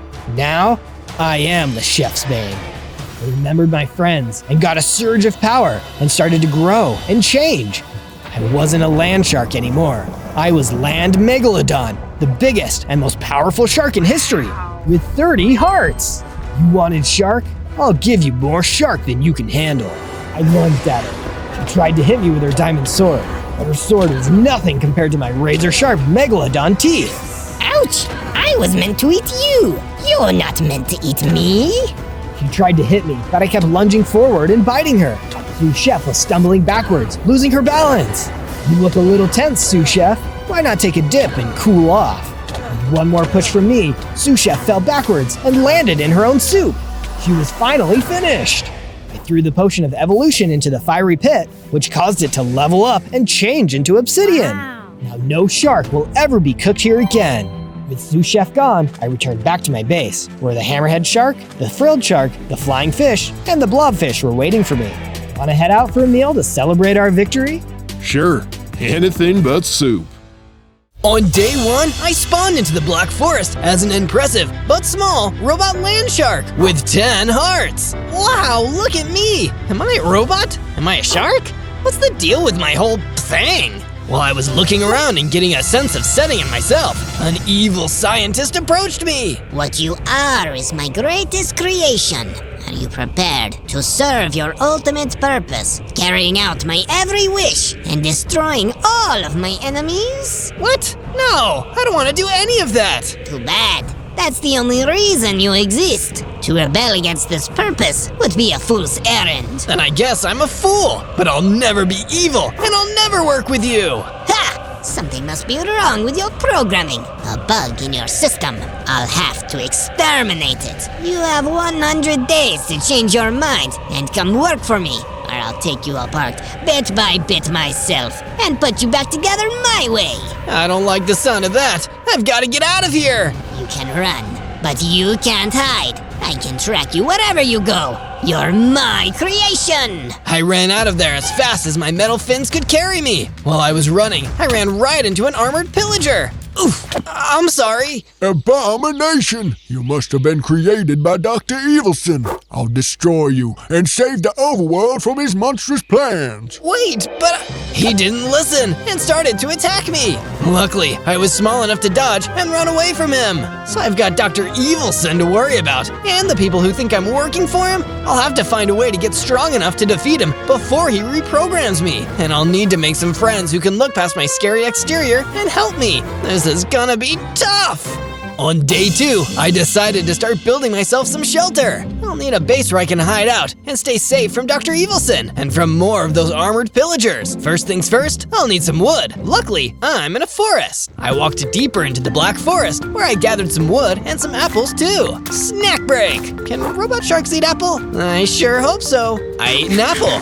Looks like the answer is heck yes! Using the wood, I crafted a wooden pickaxe for myself. Then, I took that pickaxe and started gathering some stone. Phew, that was hard work. But now, I've got enough to make some stone tools. I crafted a stone pickaxe and a stone sword too. Now that I've got some tools, I'd better get started on my base. I'll need somewhere to sleep tonight. I found a perfect spot by the ocean. It gave me a great idea what I wanted my base to be. Can you figure out what I'm building? Just as I was building my base, I saw that armored pillager rushing out at me from behind the trees. There you are! Die, robot scourge! I'd really rather not. He attacked, but I countered with my stone sword. It was a pretty tough fight, but after some back and forth, I managed to defeat him. Wow, this has been a really big second day of existing. I'd better get some rest. I finished up building myself a comfortable but modest bedroom and went to bed. On day 3, I ventured out to the desert to search for more materials for my base. Good thing I'm not a real shark. This heat would dry me right out. I was exploring my sandy surroundings when a geomancer rushed at me out of nowhere. Hey, what's the big idea? The big ideal is you,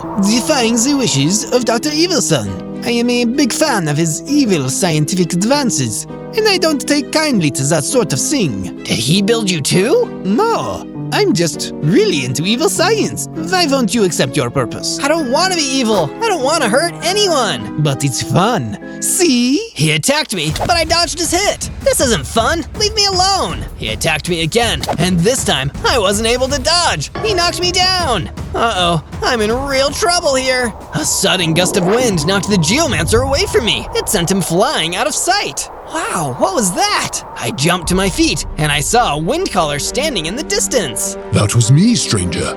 Are you alright? I am now. Thank you. I'm Zozo. My name is Willy. Willy the Wind Caller. I believe I heard you say that you oppose the work of Dr. Evilson? Yes, he invented me, but I don't want to be evil. I want to stop him from hurting people. We share a common goal, my friend. Would you like to work together? No. I'd love to.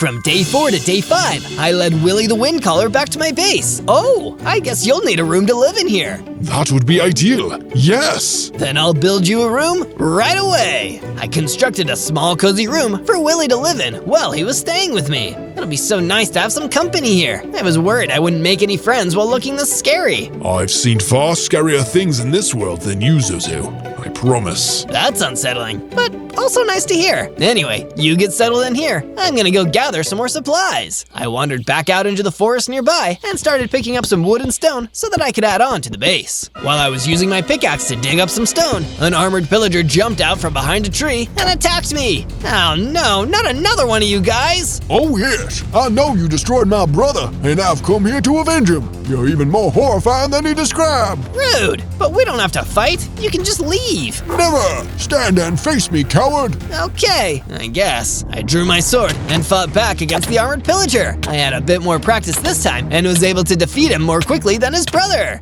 Phew, I'm getting better at this. Oh, hey, looks like he dropped something. I took a closer look and saw that it was a potion of swiftness. Oh, I better take this with me. From day 6 to day 8, I continued gathering supplies for the base. I've got lots of building materials, but I feel like I'm missing something. What else do we need? While I was brainstorming, running the idea through the computer of my brain, I spotted a herd of lost sheep.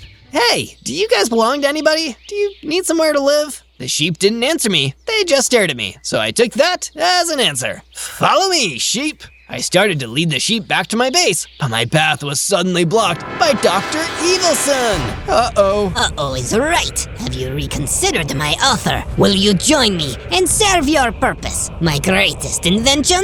Nice of you to call me great, but I still don't want to do your bidding. Sorry to hear that. Guess I'll have to introduce you to my new friend then. Sure. I love to meet new people. Oh, I get it. Your friend is a weapon, right? No. Well, yes. It's this mace. Come with me, or I'll smash you into scrap metal. He swung the mace at me, and I dodged and tried to fight back with my sword, but it didn't even leave a scratch. Uh-oh, I'm still not strong enough. I'd better get out of here. Before Dr. Evilson could attack me again, I ran out of there, leading the sheep with me. That was a close call, but at least I got these sheep. Then I built a little pen for them to stay in. From day 9 to day 10, I was feeling pretty down after running away from that fight with Dr. Evilson. I thought I'd be stronger by now, but I can still barely fight. Willie the Windcaller wove words of wisdom. Sounds like you're having a bit of a confidence crisis. I am, Willie. It's true. I'm not sure what to do to get my spirits back up. Do robots even have spirits? I feel like they have to, because mine is kind of crushed right now. Don't be so hard on yourself. You've only existed for 9 days. It takes time to reach your full potential. I guess. Listen, I've got something that might cheer you up. I've been working on a statue as a gift for you. Come take a look. Sure, I love statues. I followed Willie and saw a piece of a statue that he had already completed. This is really cool. What's it gonna be? That's a surprise. I love surprises too. You really get me. If you think you can guess what the final statue will be, let me know down in the comments. If you're done breaking the 4th wall, I want to show you some base upgrades I made too. I added a lighthouse tower, but there is more inside. I followed him and saw a brand new kitchen right by the entrance. I even tested out our new comfy sofas. Upstairs, there was a storage room full of crates filled to the brim with veggies. Then he showed me a training room where I tested my fighting skills. There was even a nice new furnace area. Lastly, we went to the roof and hung out by another sheep pen. Wow, all these upgrades are awesome and super helpful. Thank you for doing all of this. Hey, don't mention it. I already did. From day 11 to day 12, I had a very strange dream. I could see Dr. Evilson working in a spooky laboratory, putting the pieces of an invention together. As he did, I realized I recognized it. The invention was me. Or it was me before I was activated and woke up in the Black Forest. This invention will be my greatest creation. The unstoppable power of a shark, the indestructible strength of a robot, and the ability to navigate all kinds of land. No one will ever stand in my way again. If anyone decides to defy me, or question me, or make jokes about me being a nerd just like they did back in high school, I'll just have my robot assassin take them out. I'll never face consequences for my actions ever again! Just as he finished building the robot in my dream, I woke up. That was wild. It must be a memory from my, well, computer memory. I was right about that guy. He has nothing but bad intentions. I definitely don't want to help him or any of that. I know I was built to be an assassin, but I want to be someone good instead. I just hope I can. From day 13 to day 15, I traveled back to the desert. I need to practice my fighting if I'm gonna have any hope of defeating Dr. Evilson. If any bad guys show up, I'll make sure I'm ready. As I was exploring, I spotted that nasty geomancer who attacked me before. I guess Willie wasn't able to get rid of you for good. You mean that pathetic little breeze? Huh! It takes more than that to keep a geomancer down. How about a sword? I drew my sword and got ready for battle. A robot land shark with a sword? Now I've seen everything. Have you seen me kicking your butt? Cause you're about to. But fighting isn't just about making funny quips. I actually had to put my money where my robot shark mouth was. I charged at the geomancer and slashed him with my sword. This time, I managed to do some damage. Before long, I had won my victory. I did it. That was amazing. Hey, what's that beeping sound? My robotic body was beeping, like it was upgrading, and sure enough, it was. I grew bigger, got stronger, and my hearts increased to 24. Yippee! I cheered and fired a laser. Whoa, I'm a shark with a stinking laser beam on my head. I can't wait to see what happens next on my journey. From day 16 to day 19, I decided it was time to try and upgrade my gear. It's mining time. I yearned for the mine. I followed my heart and my built-in GPS system and located a mining cavern near my base in the Black Forest. I climbed down into the cavern and scoured the dark tunnels for something valuable. I happened upon a rich vein of iron ore. This is perfect. I was just about to start digging it up when I was ambushed by a zombified armored piglin. Yikes! Where did this scary thing come from? It didn't answer me, it just oinked and attacked. I fought back with my sword, but I wasn't able to win until I zapped it with my new laser ability. That did the job. Phew! Now that that's done, I'd better get this iron and get out of here before any more monsters show up.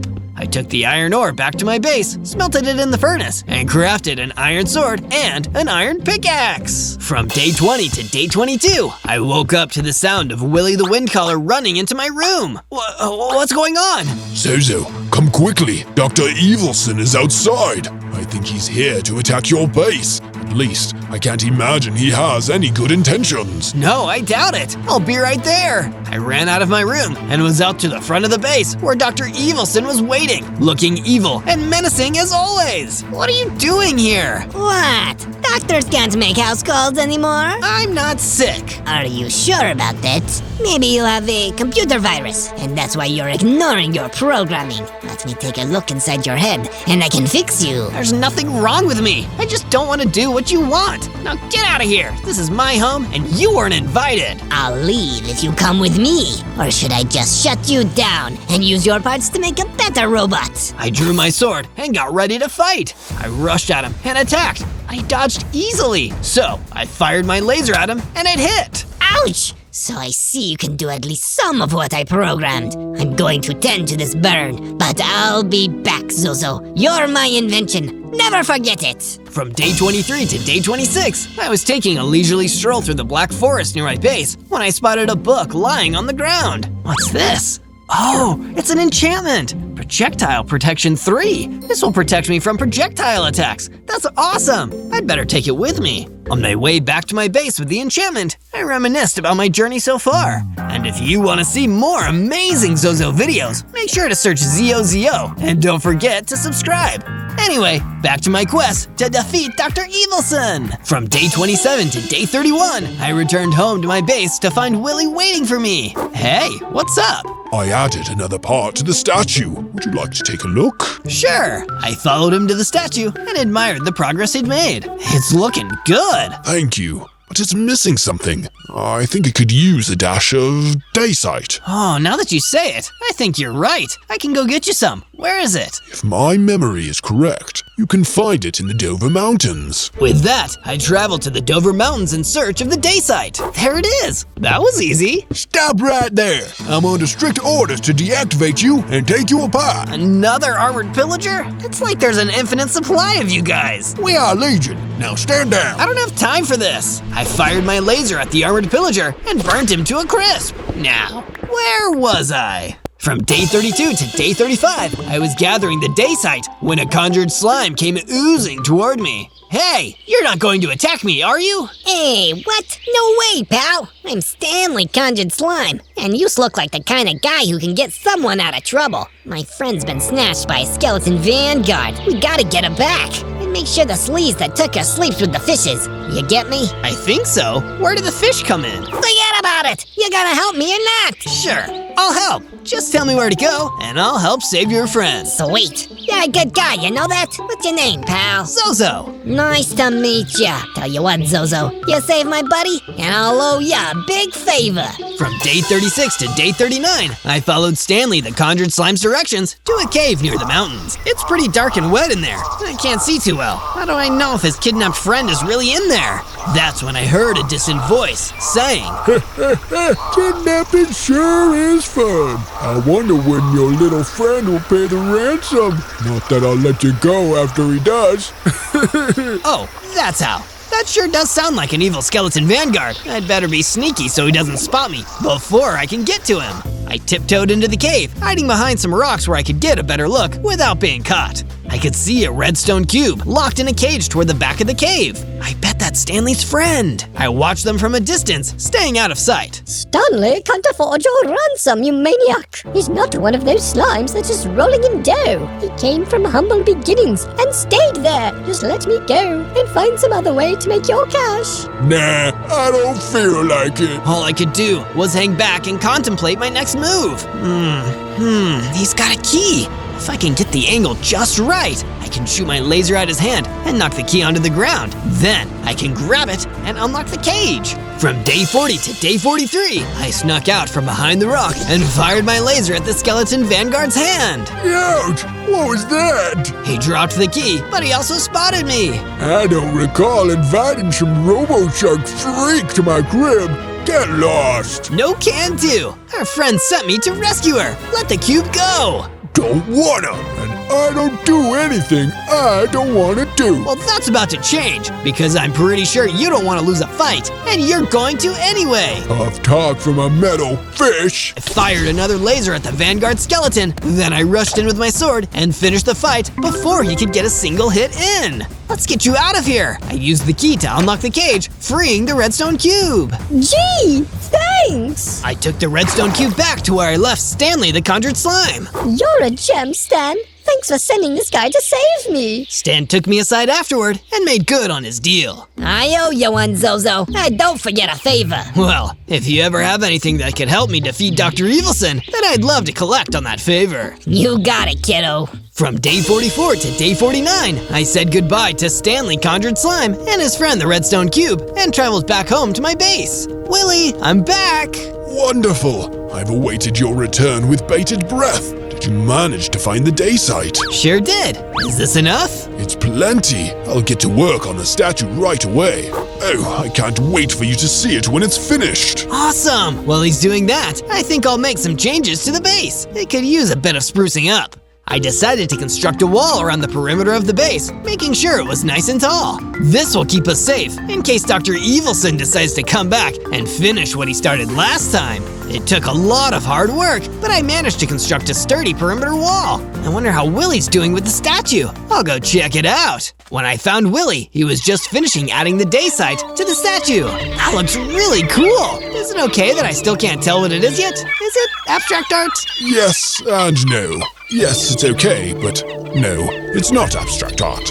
I go for a more realistic style. You'll have to wait and see. From day 50 to day 53, I was napping on a sofa, but got interrupted by the sound of chaos outside of the base. I rushed to the front entrance to see a whole group of armored pillagers swarming the place. Behind them, Dr. Evilson was barking orders. Hey, I thought you guys hated Dr. Evilson. Yeah, but we love money, and it turns out Evil Scientist is a gig that pays really well. You'd really compromise your whole belief system for some money? Yeah, duh. Willy the Windcaller rushed outside to see what all the commotion was. Oh no! Zozo! We're being invaded! Oh really? I never noticed! Let me summon some wind to blow these jerks away! Willy was getting ready to call some wind when all of a sudden one of the armored pillagers snatched him and ran off into the woods. Willy, no! As Dr. Evilson disappeared, the rest of the armored pillagers closed in around me. But I was ready for them. I fought back with my sword and my laser until there were no more armored pillagers left. The victory gave me a huge strength and energy boost. My hearts increased to 50. I grew into a larger robot land shark and gained the ability to warp a short distance.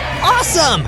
What am I gonna do about Willy? Who knows what awful scientific stuff Dr. Evilson might do? From day 54 to day 57, I spent most of my time repairing all of the damage to the base. I had to patch up the perimeter wall. Those armored pillagers really made a mess, but it all looks like new again. Now, I need to figure out how to save Willy. Wait a second, I remember a certain conjured slime who said he owes me a favor. I traveled back to the Dover Mountains and wandered around until I spotted Stanley Conjured Slime. Hi, Stanley. Can I collect on that favor now? Hey, Zozo! Sure thing, buddy boy. What kind of favor you need? Got someone who's asking for a pair of cement shoes? I make shoes in my spare time. That's neat, but no. I need to rescue my friend from Dr. Evilson, and I wanted to get your advice on what I should do next. Really? That's your favor? Whatever floats your boat, I guess. Word on the street is, Dr. Evilson's got all kinds of high-tech weapons at his place. Guess you know that already. That diamond gear holds up pretty well against it. Pretty good stuff. Get yourself some of that, then mosey on down to the eroded Badlands. That's where the evil lab is. Thanks, Stanley! From day 58 to day 62, I listened to Stanley Conjured Slime's advice and traveled back down into my favorite mining cavern. Sure, it was the only mining cavern I'd been able to find so far, but that doesn't matter. Okay, let's gather some diamonds. Shouldn't be too hard, they're only really rare and valuable. I used my special robot vision to scan for diamonds, but I spotted something way stinkier and undead instead. A zombified fungus thrower was lurking in the dark. When it spotted me, it threw some fungus at me. Yuck! The stench was so bad, it poisoned me. I dodged by warping out of the way and shot a laser beam at the zombified fungus thrower, vaporizing it. Awesome! Hey, look what it was guarding, diamonds and a bunch of iron. I dug up enough diamonds to craft a diamond pickaxe and a diamond sword. And with the iron, I was able to make a full set of armor. With this new gear, I'm definitely feeling stronger and tougher than ever. From day 63 to day 66, I was feeling really upset about Willy being kidnapped. I wish robot land sharks could cry. I really want to right about now, but I guess the water would rust my metal exterior, so I'll just have to find another way to express my emotions. I took a look at the statue that Willy had been building for me. I'm going to get you back, Willy. You're going to finish the statue.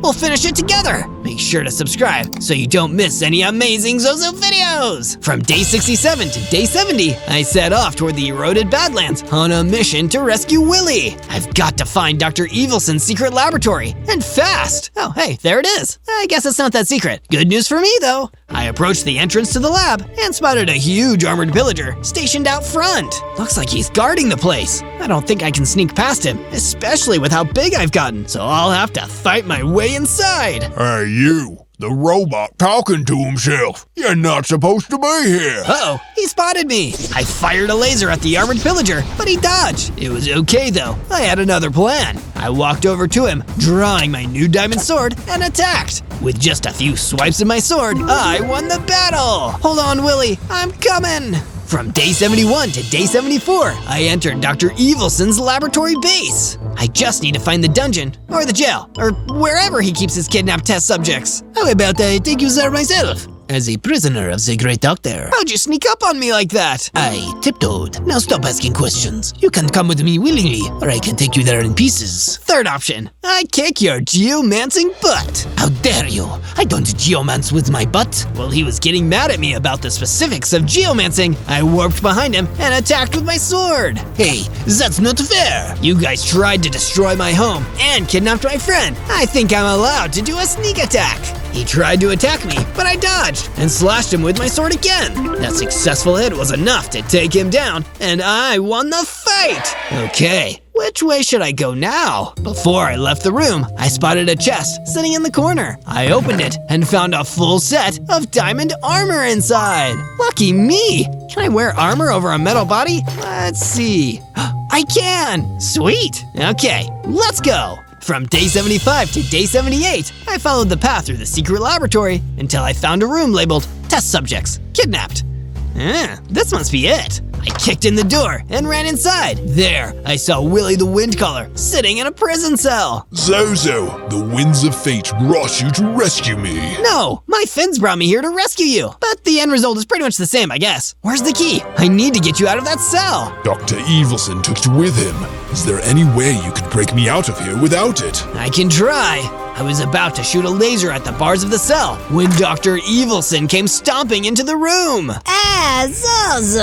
I see you've decided to join us. Are you here to stay, or are you still allowing foolish bugs in your system, like friendship and heroism, to interfere with your purpose? The second one, except they're not bugs. They're convictions and beliefs.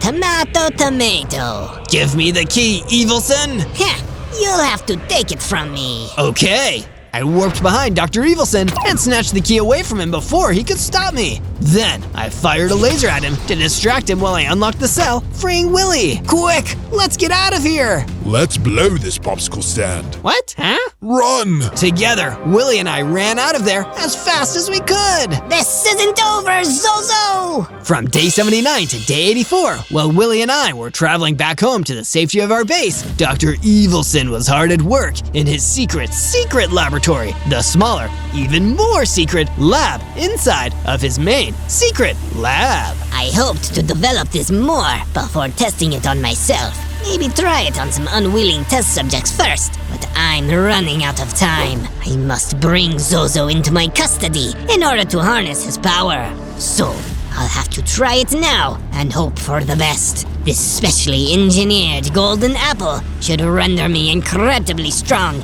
and dangerous in combat. Let's see. He devoured the enchanted steel apple and began to transform. He grew taller, wider, stronger. This is exactly as I designed, Zozo. Soon you will embrace your true purpose, whether you like it or not.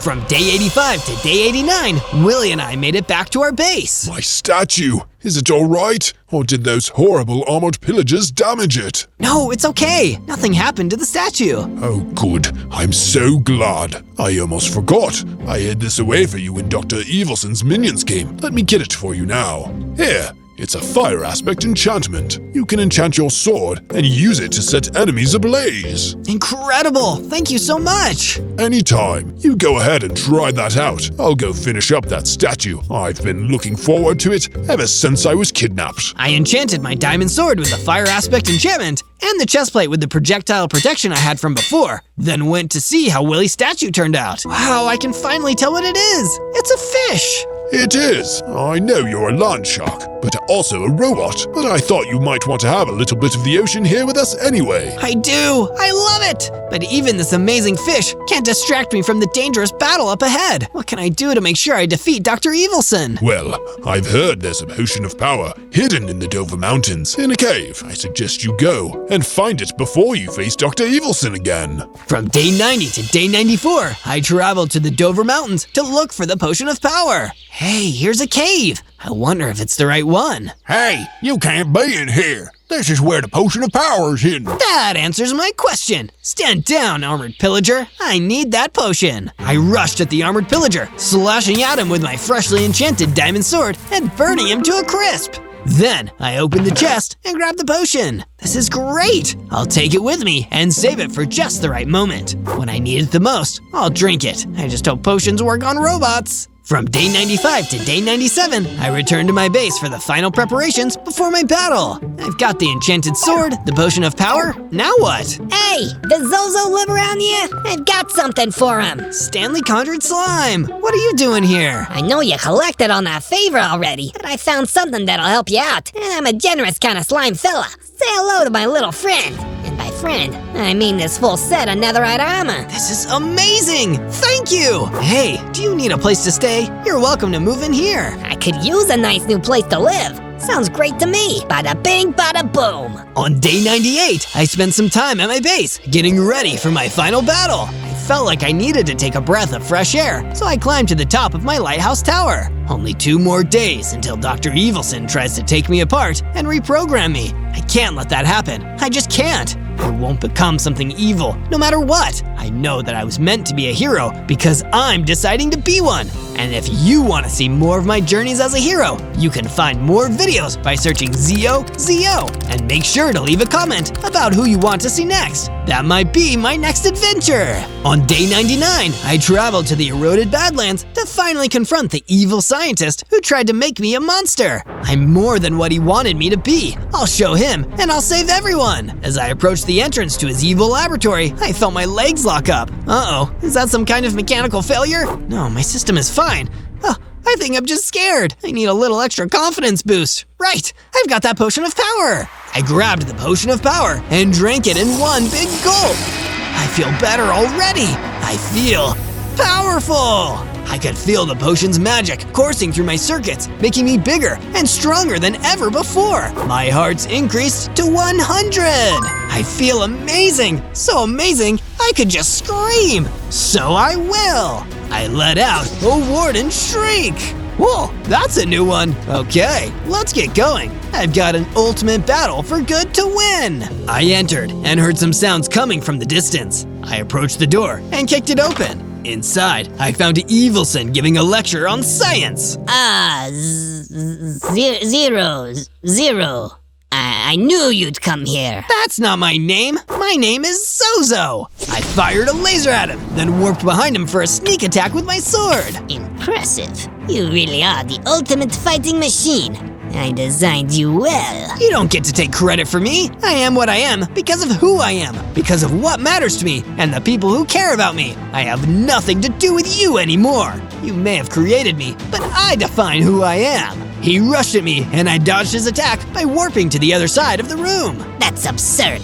I'll have to reprogram you and remove whatever bugs are making you spout such nonsense. You won't get the chance. I unleashed my Warden Shriek, knocking him backwards. When he was down, I attacked again and finished the battle. No more evil science for you. I'll never be your experiment again. On day 100, I traveled back to my base where my friends were waiting for me. They all waited for me in front of our base. Ah, you guys. If you're back in one piece, that must mean you won! Yay! Congratulations! Unless you want reprogrammed to be evil, were you? You have to tell me if you're evil, otherwise it's entrapment. Nope, I'm still me. I defeated Dr. Evilson, so the only one in charge of my programming is me. Stan slithered over to chat with me too. Hey, forget about it! By which I mean, no one's ever gonna forget what a great thing you did today, Zozo. Put her there. By which I mean, give me a hug, big guy.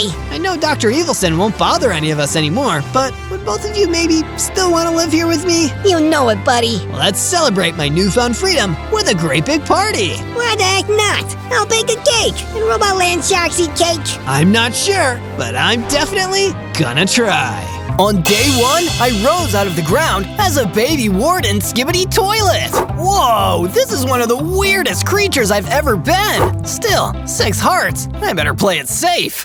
Suddenly, a gorilla came rumbling towards me across the plains. Invader! Invader! You're not meant to be here! That didn't sound like a welcome wagon, so I turned my porcelain tail and ran off at massive speeds. That just rang the alarm bell though. More gorillas came charging in, forming a dangerous chase party. I climbed further up the plateau, managing to lose the gorillas. But the chase exhausted me. I really spawned into the wrong area here. What's going on out here? I feel like there's something I'm forgetting, but I can't remember what I forgot. Boom! The ground next to me exploded, and an even bigger, stronger gorilla crawled out of the hole. Freeze right there! You move one step and I'll destroy you. Wanna live? Follow me, or else.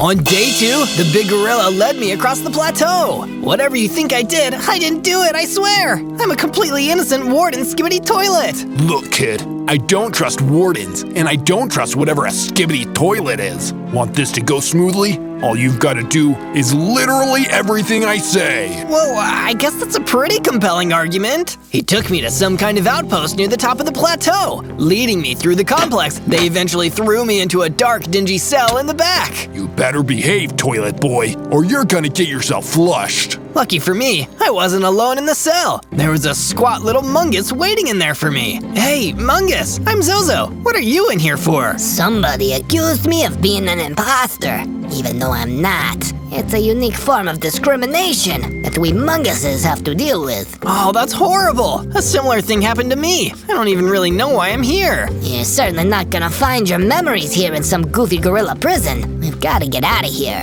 Do Skibidi toilets have any special powers? I don't know, but wardens sure do. That's when I remembered how to warden treat and use it to bust down the wall of our cell. Mungus and I escaped, running off in different directions into the night. Now I can start working on getting my memories back and finding out why I'm really here. On day 3, I continued wandering through the plateau, trying my best to avoid any angry gorillas who wouldn't be happy that I'd escaped. In the epic battle of gorilla versus toilet, I personally wouldn't bet on the toilet. But rather than a gorilla, I instead encountered some cows, which made me realize I'm soon gonna get hungry. Using my high-precision warden shrieks, I blasted one of the cows, then swooped in to take my fill of the delicious beef. Okay, that's something I know about myself now. I enjoy tasty meat, just have to cook it first. I heard a rattling behind me and turned. There was a gang of skeletons coming towards me. Oh no, skeletons don't have any meat on them at all. I'm doomed. With my warden shriek still recharging, I was defenseless defenseless and outnumbered. But before the skeletons could get me, a huge lightning bolt came down and destroyed them all. Oh my gosh, what just happened? That's when I turned and saw him. The glorious sight of a tall man with a TV set for a head. He'd fired the lightning bolt and saved my life. Come with me if you want to not die. From day 4 to day 5, I followed the TV man into the Shattered Glaciers, a freezing and treacherous biome. Man, anyone who lives here must be one tough cookie. I can feel my bones rattling inside my toilet. We arrived at an equally cool pad where the TV man must have lived. It was easily one of the hippest homes I'd ever seen. Thank you again for saving my life, TV man. I'm Zozo. What can I possibly do to repay you? The name's Ray. Cathode Ray. And it's no biggie. I save people all the time. I'm a hero. It's kind of my thing. That's awesome, Ray. Could I be a hero just like you? I don't know what exactly I am, so maybe a hero would be a cool thing to become. I've got it pretty covered, little toilet. But maybe, with some training, you could have some potential. Training, yes! I could move in with you and… With me? No, little fella. Cathode Ray rolls alone. Here, take these and go make yourself a place. We'll talk in a couple days. Cathode Ray, the TV man, gave me my first set of stone tools and a stone sword. I left his base and ventured further up the treacherous Shattered Glaciers. When I found some solid ground on top of a mountain, I was curious to find warped trees here as well. This must be a sign. They look blue just like me. This is it. This is the location for my base. I mined enough material to start building myself a pretty basic house with 1 bedroom and a furnace so I could finally cook these steaks. Nothing is better than a warm piece of steak. This place isn't much, but it's mine.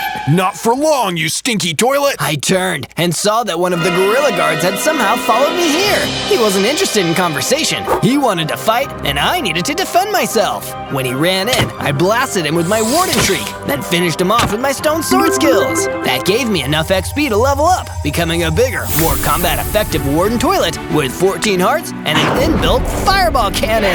Oh yeah! Now I'm looking fire! From day 6 to day 8, I was heading back to tell Cathode Ray about the new power I'd gained, but in the process, I ran into my old prison buddy, Mungus. Hey, Mungus, how have things been swinging for you? I didn't expect to see you out here. Been better, man. Everywhere I go, people keep thinking I'm an imposter.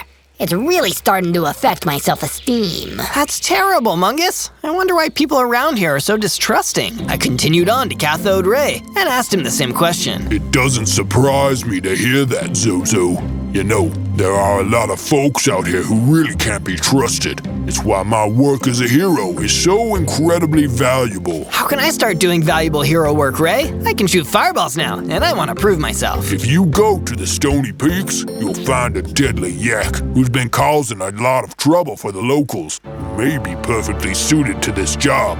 Send a warden toilet to defeat a warden toilet, I always say. Of course, Ray. Thank you for this opportunity. I won't let you down. With my new mission, I set off across the glaciers towards the Stony Peaks. From day 9 to day 10, I first made my way out to the Stony Peaks. It was a terrain so harsh and unforgiving, it made the Shattered Glaciers seem downright cozy. I was constantly paranoid that with one wrong move, I'd fall over and get injured, or worse. But after carefully navigating the difficult slopes of the Stony Peaks, I saw the monstrous yak in the distance. I drew my sword and carefully approached. Time for a surprise attack. I shot a fireball at the vicious yak. It turned, ready to attack. Traitor! Perish for your treachery! I fought the creature with my sword, but it was really strong, knocking a bunch of hearts off of me. In the end, I shot another fireball at the monster, and it blew him off the edge of the cliff. He was gone, but it left me badly injured in the process. Oh no, I don't think I'm gonna make it out of here. But a friend of mine was about to come in clutch. That's right, Mungus had found me. Zozo, I heard someone was in trouble. I never knew it'd be you. Yeah, take this healing potion and some steaks. You look like you need it. I truly did. I took the potion and was healed. Thank you, Mungus. I really appreciate that. What are you doing out here? Something's going on, Zozo, something big. Wanna come with me to help look into it all? I would, but first, I need to go tell my mentor about my victory here today. I'm on the up and up. From day 11 to day 12, I returned to Cathode Ray, excited to tell him about my victory against the diabolical Warden Toilet Spider. Well done, little toilet dude. You've proven that you've got the makings of a hero in you. Thank you, Ray. It's an honor to hear that from you. For your next step on the road to heroism, I have another challenge for you. Even deeper in the dark shadows of the Stony Peaks, I need you to find and destroy the Hell Rat. It's every bit as frightening as the name suggests. Sheesh, that sounds pretty scary. That it is, my friend. That it is. I recommend you upgrade your armor and weaponry.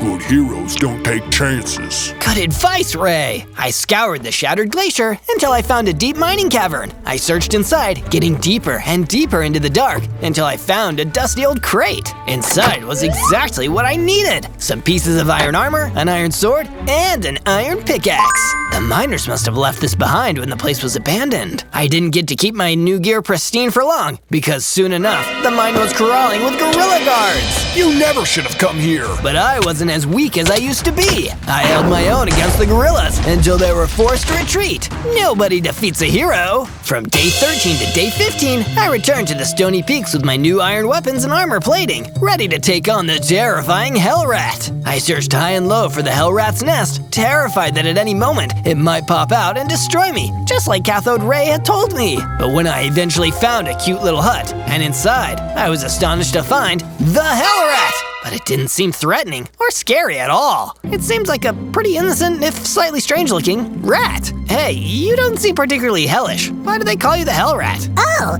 it's because I come from Hell, the unincorporated community in Livingston County, Michigan. Oh, I suppose that does answer a lot, but not why Cathode Ray sent me here. Sorry for bothering you, Mr. Rat. I could smell a rat, and it wasn't the Hell Rat. I needed to make my way back to the shattered glaciers with no time to waste. From day 16 to day 19, I returned to the cold, lonely world of the shattered glacier. Cathode Ray has some serious questions to answer. Sending me to hassle innocent rats from Michigan doesn't seem like something a hero would do. But when I arrived at Ray's pad, it was empty, not a soul in sight, until I heard footsteps behind me. I panicked and turned around, only to see Mungus standing right behind me. Mungus, what are you doing here? I was just about to ask you the same thing.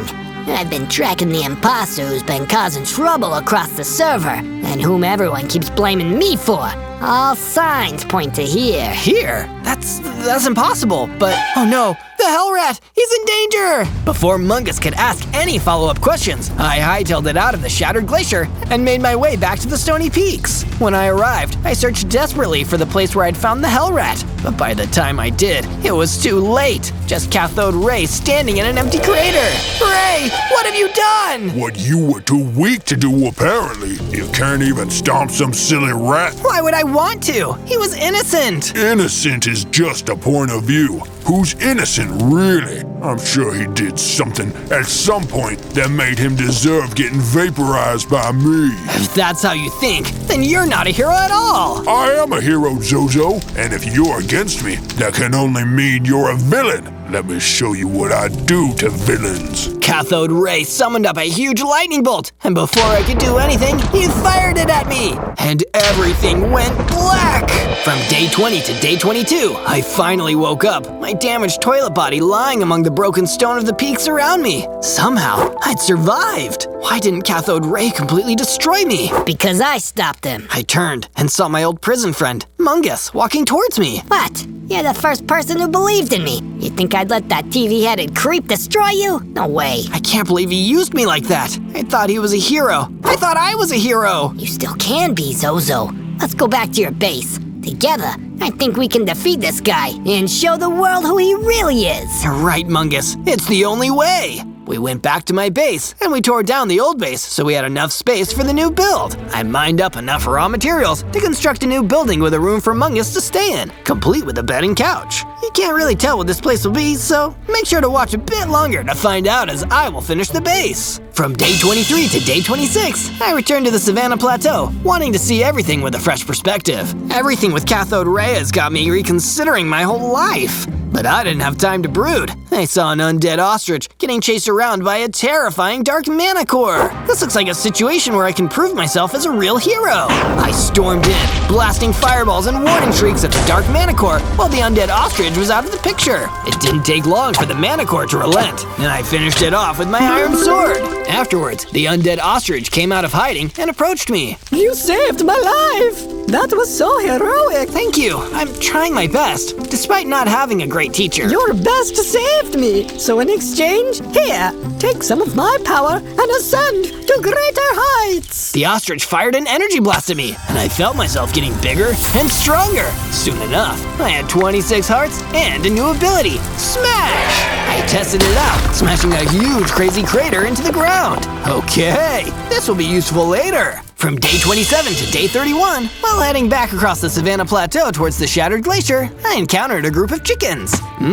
Even a Warden Skibidi toilet enjoys some nice fried chicken. I lured the chickens back into the Shattered Glacier and decided I needed to build a pen for them. Before I could do that, I decided to finish up the rest of the base, so I can put them in just the right spot. I poured my heart and soul into it. I just hope no one flushes it down. Can't deny the resemblance is uncanny. If you think it looks good, make sure to subscribe so you can see my other amazing builds. As I was taking in the views, the Magnus approached me. Great work, Zozo. Some chicken is exactly what we need. Also, speaking of food, I took the liberty of making us a pantry. We can store excess chicken there. I looked and saw the well-stocked pantry and fully equipped kitchen that Mungus had created. Good job to you too, Mungus. This base is coming along nicely now. Meanwhile, back in Cathode Ray's icy chill pad of evil, he was consulting with his most powerful henchman, the Speakerhead. So you see, Speakerhead, this Zozo needs to be destroyed for the greater good. We can't have a good world with that Skibidi Warden menace in it. Of course, Mr. Ray. Everybody wants to rule the world, but you're the only one who I trust to see it through. Then go out there and do what needs to be done. He's the only thing standing in the way of our plans. From day 32 to day 35, I returned once again to the Savannah Plateau. More specifically, I returned to the gorilla base where I'd first been imprisoned. If I thought these guys were evil while I thought Cathode Ray was good, then maybe I had the wrong idea all along. When I arrived at the gorilla base, the huge gorilla who'd first captured me appeared to stand guard. You've got some nerve coming back here, Toilet. After everything you've done, I ought to destroy you right now. Wait, I was misled, and I think you were misled too. I'm on your side. Let me speak to the boss gorilla. The boss gorilla isn't actually a gorilla. Come with me. If you try anything funny, I'll hammer you into the ground like a tent peg. The big gorilla directed me inside. I followed his instructions down the hallway until I saw the strangest thing, a floating redstone cube.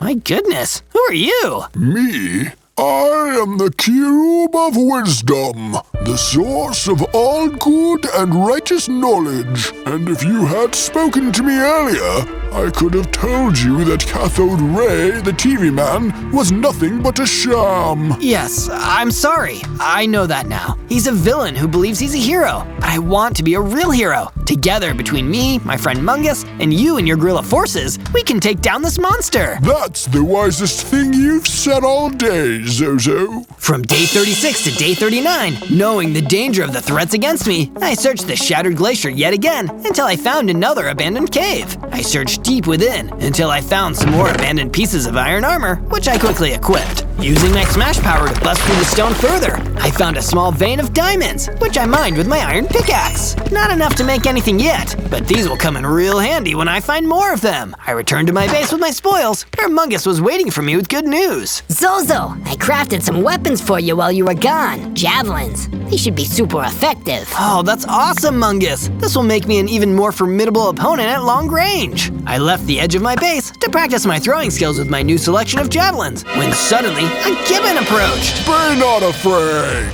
Don't worry, I wasn't. Okay, let's see, what was the message? I'm an envoy from the Primate Kingdom. My master, the Cube, wishes to speak to you at a secure location in the Twilight Valley. You must journey there at once. It sounded like there was no time to delay. I turned tail and made my way in the direction of the Twilight Valley. From day 40 to day 43, I arrived in the spooky and mysterious Twilight Valley. Following the instructions given to me by the Gibbon, I found a small shack where the redstone cube of wisdom was waiting for me. What's up, Mr. Cube? Why so cloak and dagger? Is everything okay? There's an urgent matter that must be attended to, Zozo. My spies in Cathode Ray's inner circle tell me that he's dispatched one of his most dangerous agents, Speakerhead. What's so dangerous about him? He's a highly skilled and lethal warrior. He's absolutely loyal to Cathode Ray and his cause, and he absolutely hates Skibidi toilets. I must leave now, Zozo, but stay safe. You are in grave danger. The redstone cube teleported away, leaving me alone in the Twilight Valley. Or so I thought. The shack exploded, and the Speakerhead was standing there, wielding a huge sword.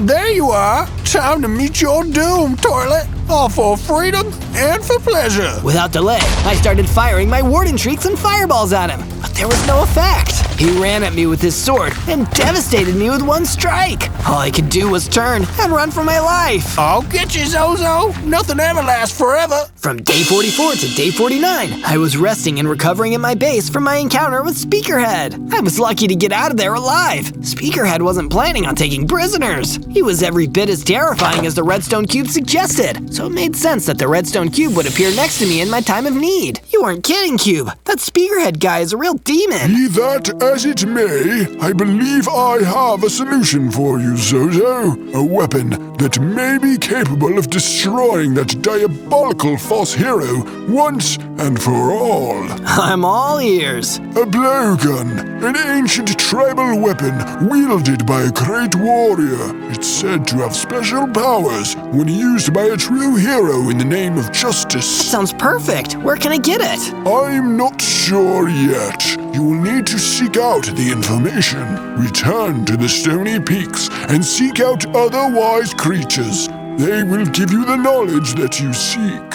From day 50 to day 53, I had fully recovered from the stress of my battle with Speakerhead. I ventured out into the Stony Peaks, wanting to find the wise creatures that the redstone cube had spoken of. I'm lucky I don't have any legs, or they'd be getting really tired right about now. When I'd reached the highest peaks of the Stony, peaks, I found a wise old spider pig waiting for me. Welcome, my son. I am the great spider pig, who sits at the center of the cosmic web of knowledge. I can answer but one question of every person. What is your question, Warden Toilet? I seek the power to defeat evil. Where can I find the legendary ancient blowgun? It will not be easy, my boy. The blowgun lies in the Chamber of Destiny, deep inside the Cynthian Torrids. It is guarded by a terrible beast. You will need to be incredibly strong to fight it. A terrible beast. Great. For a second there, I was worried this whole thing would be too easy. From day 54 to day 57, I returned to the Savannah Plateau, hoping to share everything I'd learned with the redstone cube. But on the way, I was intercepted by a familiar and terrifying foe, Speakerhead. Well, if it isn't my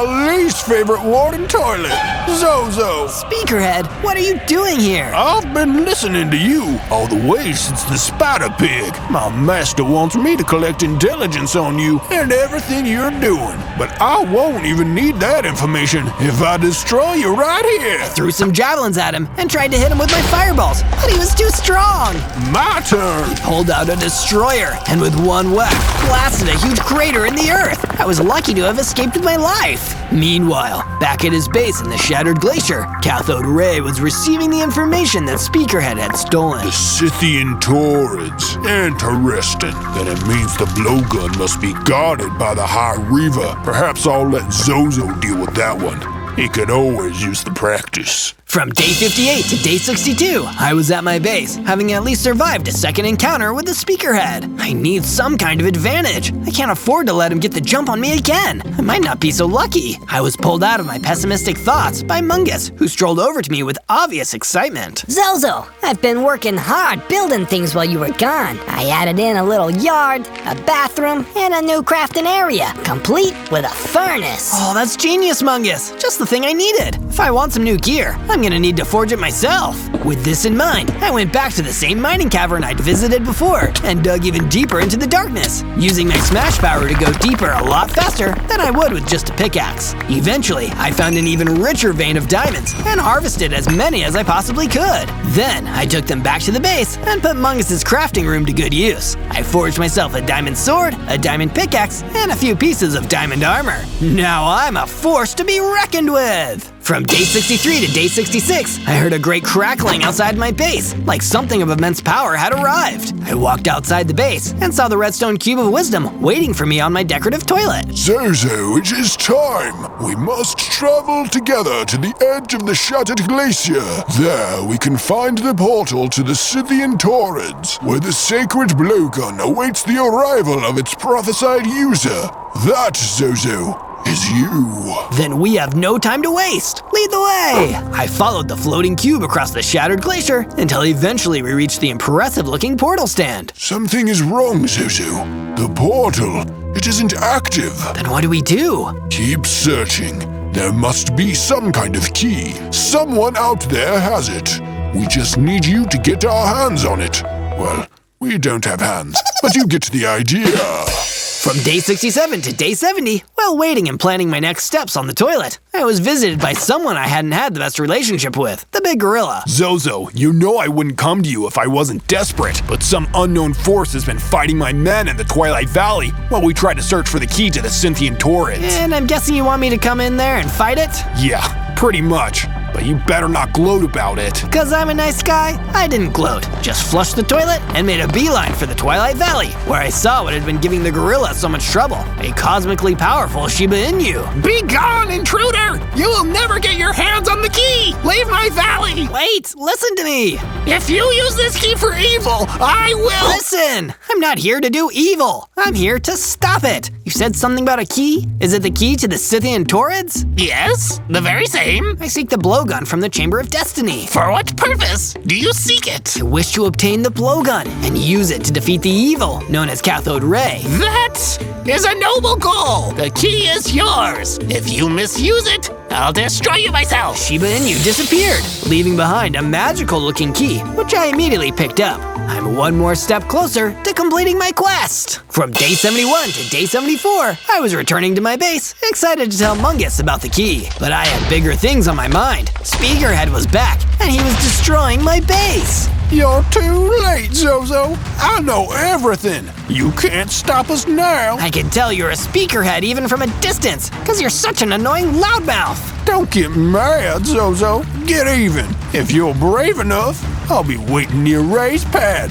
Come and get some, loser. Speakerhead laughed and disappeared.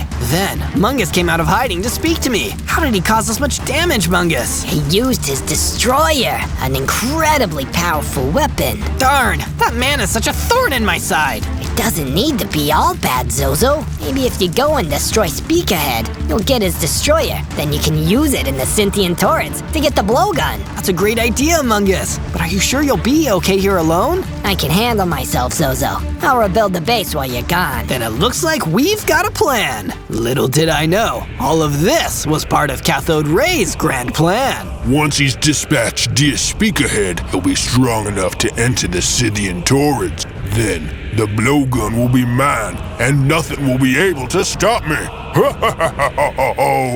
From day 75 to day 78, I was preparing for the battle with Speakerhead when the redstone cube of wisdom came to impart some of his trademark wisdom. Fight hard out there, Zozo. We're all counting on you. Thanks, redstone cube. Is that it? And then he left.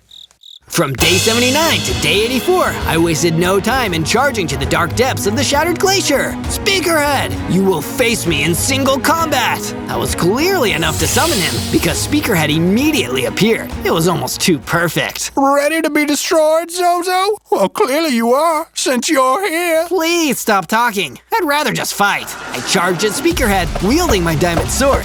Even with the aid of my powers, I was so hopelessly outmatched. Face it, Zozo, you're doomed. You can't beat me. That's when I suddenly felt a surge of energy coming up from the key the Shiba Inu gave me. The power to fight against evil.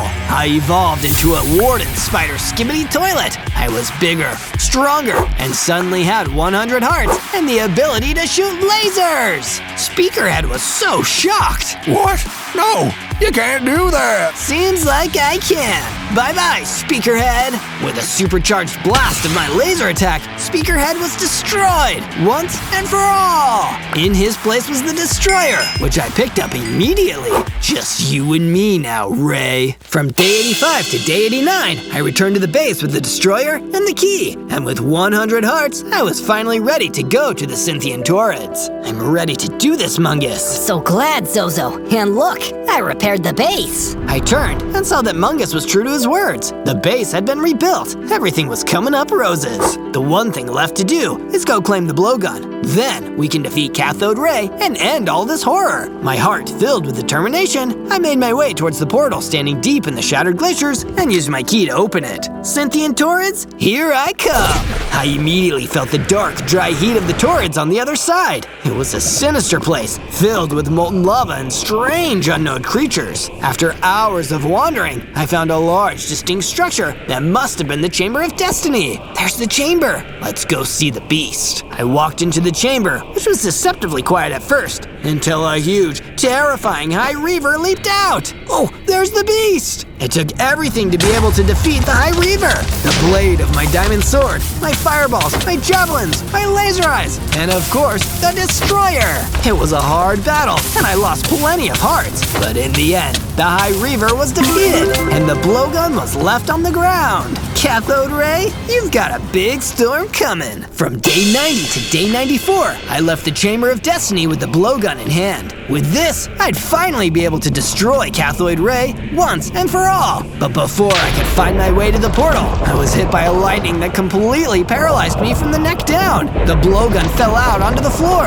Oh no, who could have done this? Unsurprisingly, Cathode Ray emerged from the darkness. He had total power over me. So, it has come to this. You know, Zozo, we could have worked well together. Imagine the heroics we would have accomplished together. You've never done anything heroic in your life, Ray. You're just a villain who's lying to himself. You're going to regret this, Zozo. If you're not with me, then you're my enemy. I'd destroy you right now, but I want you to live long enough to see my revenge play out in full. While I couldn't move, he built a stone cage around me, trapping me within. By the time I could move again, Cathode Ray was long gone. From day 95 to day 97, I tried different methods to bust down the walls of the prison that Cathode Ray had built around me. Out of all the power-ups, only the Destroyer worked. But there was no time to waste. I needed to get back to the Savannah Plateau immediately and warn the Redstone Cube of Wisdom.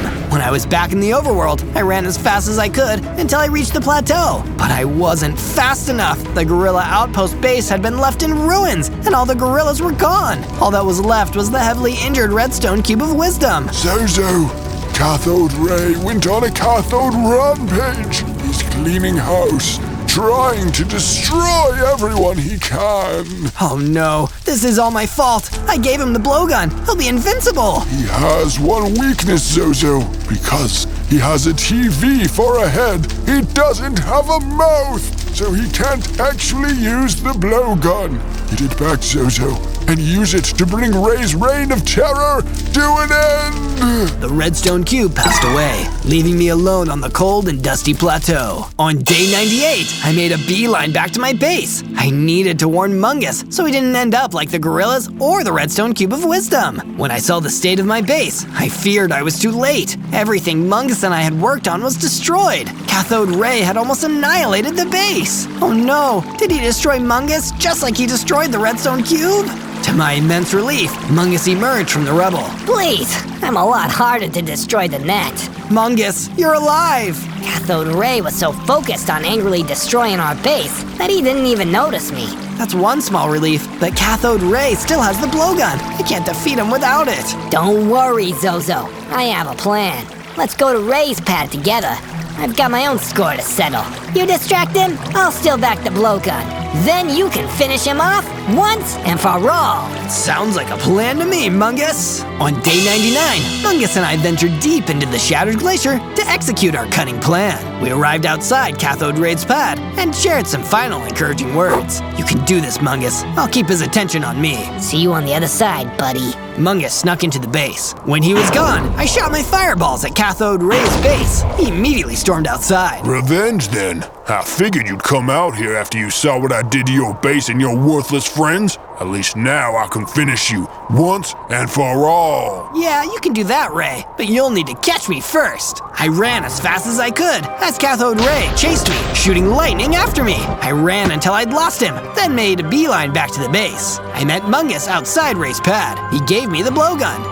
Finish this, Zozo. And with that, he fled into the forest, leaving me alone at Ray's pad. On day 100, I used my fireballs and laser beams to wreak destruction on Cathode Ray's base. I blew up walls and annihilated rooms, and with the destroyer, I smashed a huge crater into the ground. And using my own smash ability, I annihilated everything I could, sending his whole kingdom crashing down around me. I'm gonna do what you did to me, and to the redstone cube and all those gorillas. I'll leave you with nothing. All the noise attracted Cathode Ray himself, who stormed in, ready to fight, wielding a massive sword. You worthless little bidet. My perfect pad. How could you ruin it like this? I am a hero. How many times do I need to tell you? There's nothing heroic about you. You're just a big, cruel bully who wants people to like him. And it's clear you're not gonna like me, so I may as well destroy you, you villain. The battle began.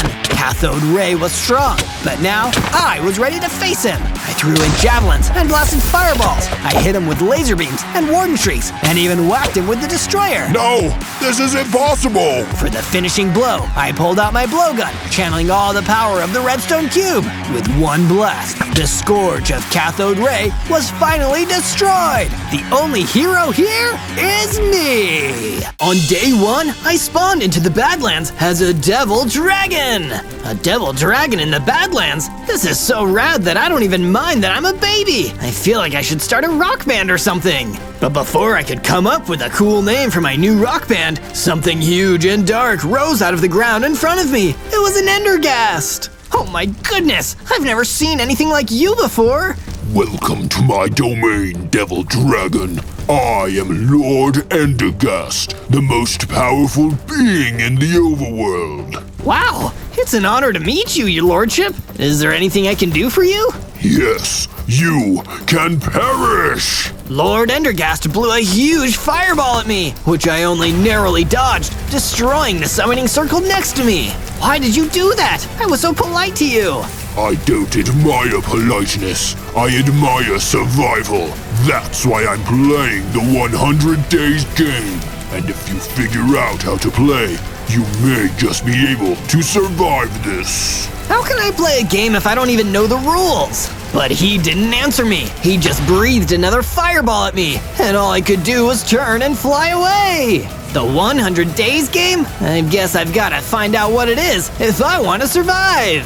On day 2, I finally stopped after hours of flying through the Badlands, trying to escape the wrath of the nasty Lord Endergast. I can't afford to be reckless against a villain as powerful as him just yet. I only have 10 hearts. If a battle goes bad, I won't be able to survive. But my hearts weren't the only issue. My hunger meter was almost dangerously low. I needed to get my hands on some food soon, or I'd be in real trouble. I searched around the Badlands, which didn't have that much vegetation. I was so relieved when I happened upon a lone apple tree that I almost cried. Sweet, crunchy, delicious, appley goodness! Just what the doctor ordered. I knocked down the tree and started eating the apples that it dropped, until I started hearing a rustling noise that sent a chill down my spine. I looked up and saw an ender creeper walking towards me. Don't be a spoil sport, Devil Dragon. My lord and master wants to play a game with you, but you've got no hope of winning if you don't keep your wits about you. But I don't want to play this game. Let's just talk, okay? And my name isn't Devil Dragon, it's Zozo. Boom! Before he could say anything else, he detonated, leaving a big hole in the ground and knocking out a huge number of my hearts. Oh no, I don't have any healing items. There's no way I could survive another attack like that. That's when my savior arrived. A fire guardian appeared in front of me. For a second, I was worried he'd attacked me. And then he spoke. You are the Endergast's latest victim. It may feel hopeless, Devil Dragon, but with our help, it is not. Come with me. So you're on my side? If there are sides, yes. The only sides I see are the survivors and the condemned. Follow me! And so I did.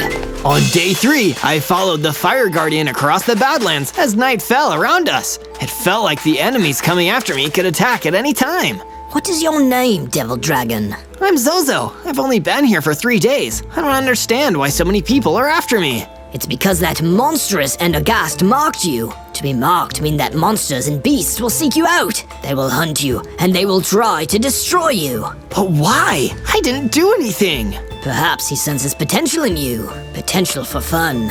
It's all a game to him. But I know a being that might be able to help and advise you. Oh yeah? Who's that? The game's last survivor. The Fire Guardian led me to a campfire where a soul blaze was waiting. He sent me over to speak to the supposed survivor of the Endergast's game. So, you're the new one he picked. My commiserations. You are in for a horrific 100 days. But why? What exactly is the 100 Days game, and how did you survive it? It's a grand hunt. Over 100 days, he'll send everything after you, every challenge and monster at his disposal, of which there are many. You will be pushed to the limit, and you will only have two choices, to hide or fight back. I'll fight back! You can't hide from bullies like the Endergast. He'll never give up, so neither will I! There may be hope for you yet. Make a base, find weapons, make allies, keep fighting, because if you don't, there'll be no hope for you at all.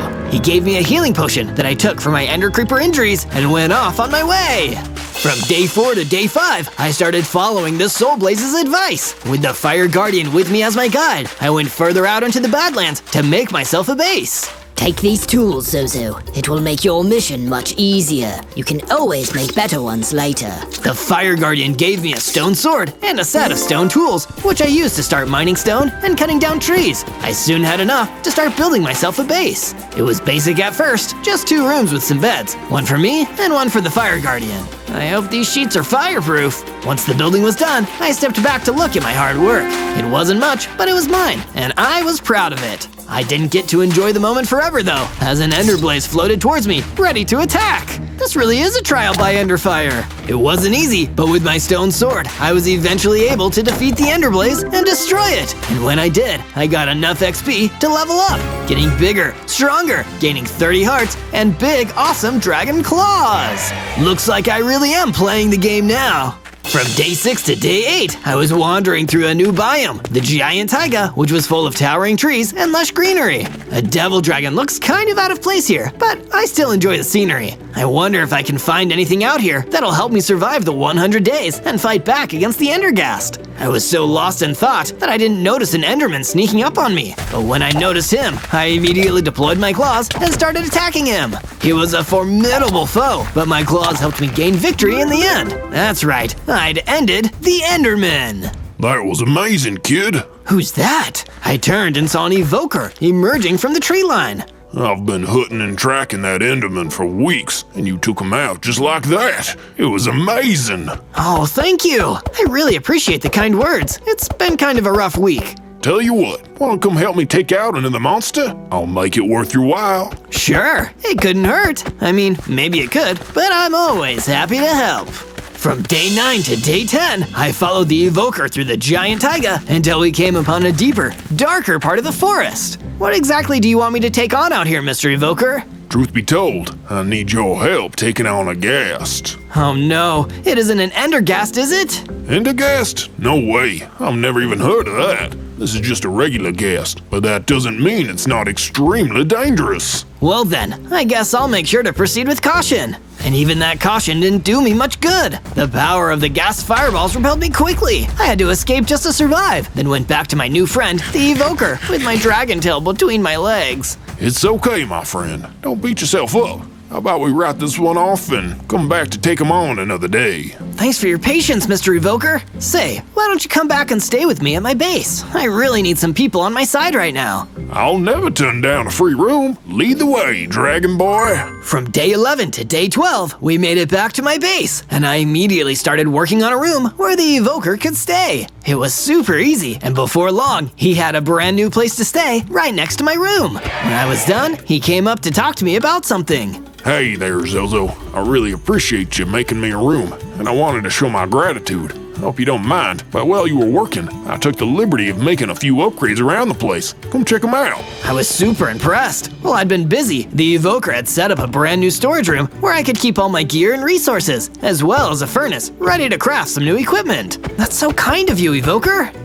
Don't mention it. It's the least I could do. Anything else you need? Don't hesitate to ask. Well, to tell the truth, I could use some advice. I need to survive the Endergast's 100-day-long hunt. I don't know much about this Endergast fella, but I've been a hunter myself. Let me tell you, a bad hunter will try to make the whole world play by his rules, but a great hunter will know how to use the world around him to his advantage. See what I mean? It was great advice, and I immediately started to act on it. I headed into a nearby cavern to seek out some iron ore and brought it back to my base. With the furnace, I turned the ore into iron ingots and then crafted a new iron pickaxe and matching sword for myself. The evoker was right. I could use the world around me to my advantage. That was how I could survive and beat the Endergast at his own game. In my search for more resources, I also made a few extra improvements to my base. I herded a flock of nearby sheep into the area and set up a nice spacious pen to keep them secure. Things looked to be on the up. From day 13 to day 15, I decided to ask my guide, the Fire Guardian, for some advice on growing stronger so I could survive the rest of the hunt.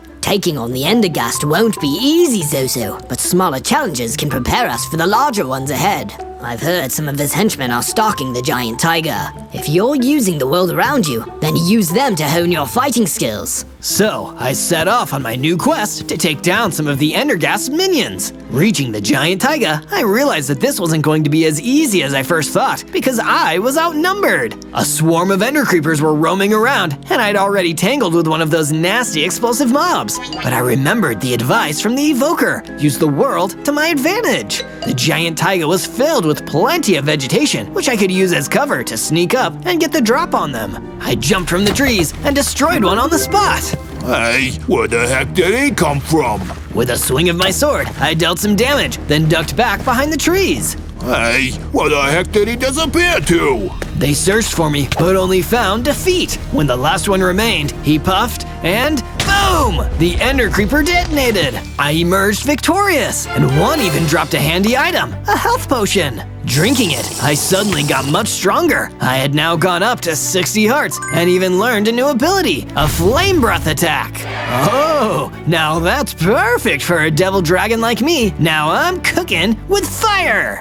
From day 16 to day 19, I continued exploring the world and looking for some more of the Endergast henchmen to take down. I was feeling super confident about my chances after my victory and looking for my next big challenge. I stumbled into a new biome, the Crimson Forest. This place was crazy creepy. As I explored, I came across an old book that seemed to have been left by someone that the Endergast had marked before. If you are reading this, then beware. The one hunting you has no rules, no boundaries. He doesn't flinch at his adversaries. He fears nothing. That's why he does this. He hunts to feel alive and will do anything to catch his prey.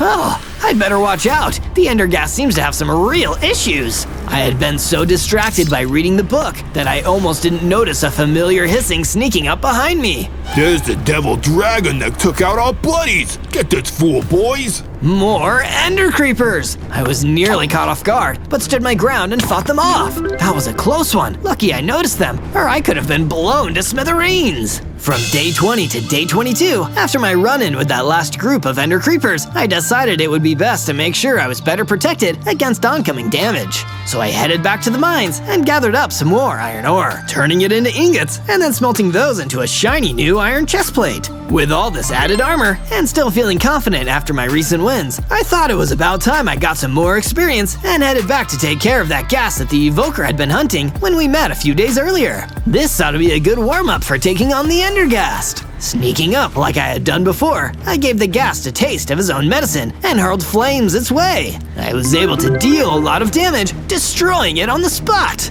But I didn't get to enjoy the victory for long. Do you really think you'll be able to best me so easily? It was the Endergast. Where had he come from? You really ought to be more careful with how much attention you draw to yourself. I was once like you know, weak, inexperienced, Do you think anyone made it easy for me? Of course not! I had to prove myself as the greatest hunter of all time, and I'm not about to let an upstart like you undermine me! Before I had a chance to fight back, the Endergast released a barrage of fireballs. I knew I wasn't going to win this fight. I had no choice but to take cover and retreat to safety.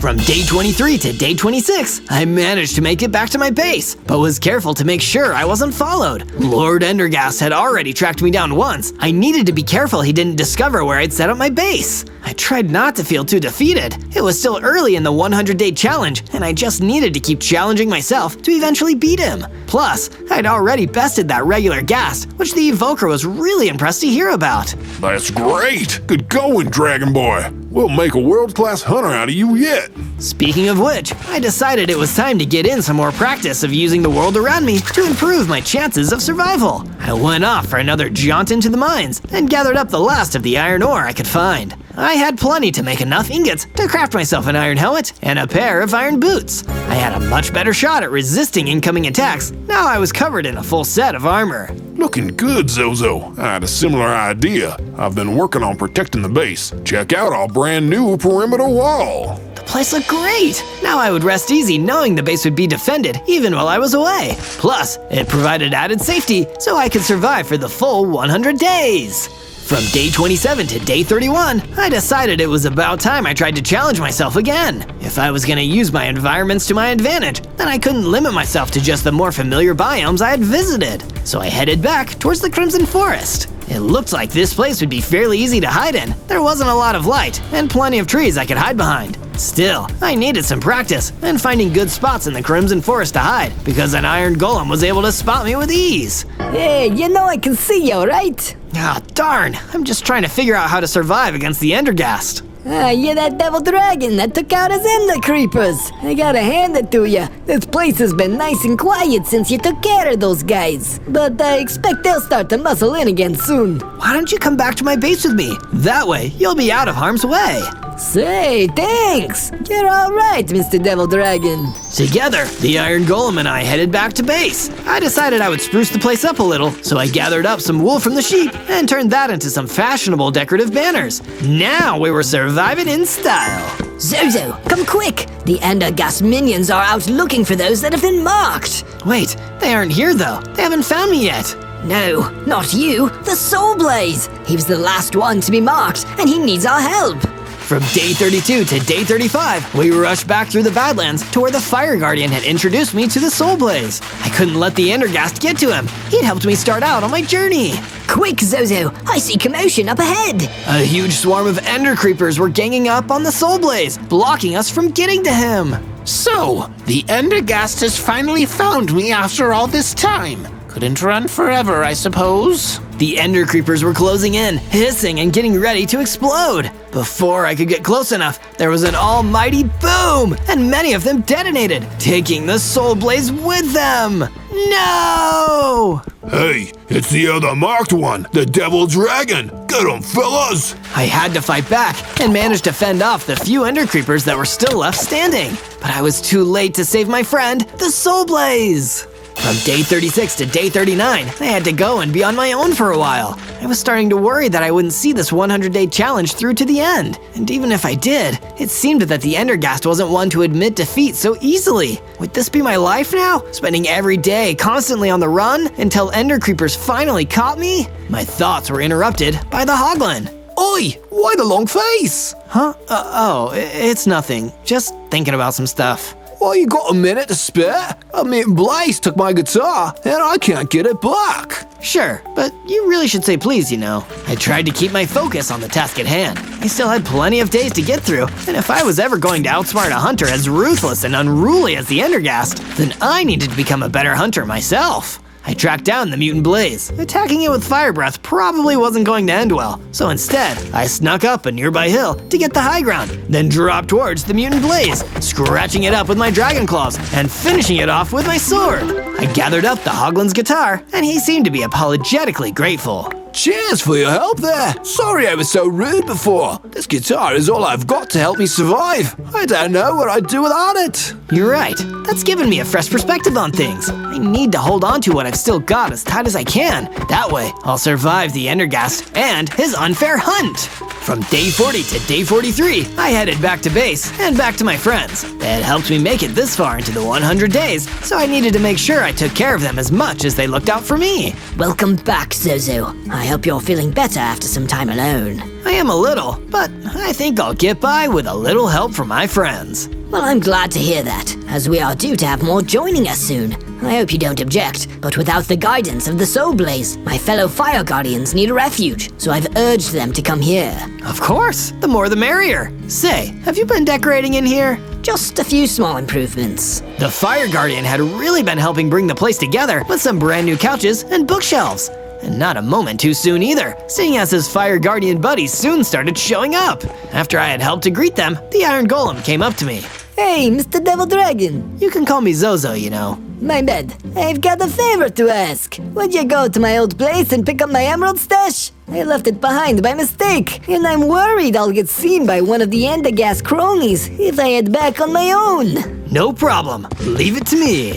From day 44 to day 49, I ventured back to the Crimson Forest to track down the Iron Golem's emerald stash. It wasn't exactly the most challenging task I'd faced, but at least I was helping out my friends. That was the key to my survival, working together. Unfortunately, I wasn't the only one who'd had that idea. The Endergast came bursting out of the shadows towards me, accompanied by his toughest stooge yet, a mutant wither skeleton. Found you again, and you aren't going to be getting away so easily this time! You're the one who's found me so many times, but failed to stop me. Face it, you're only trying to prove what a scary hunter you are, because in reality, you're just not that good at it. I'm an exceptional hunter, and you want to know why?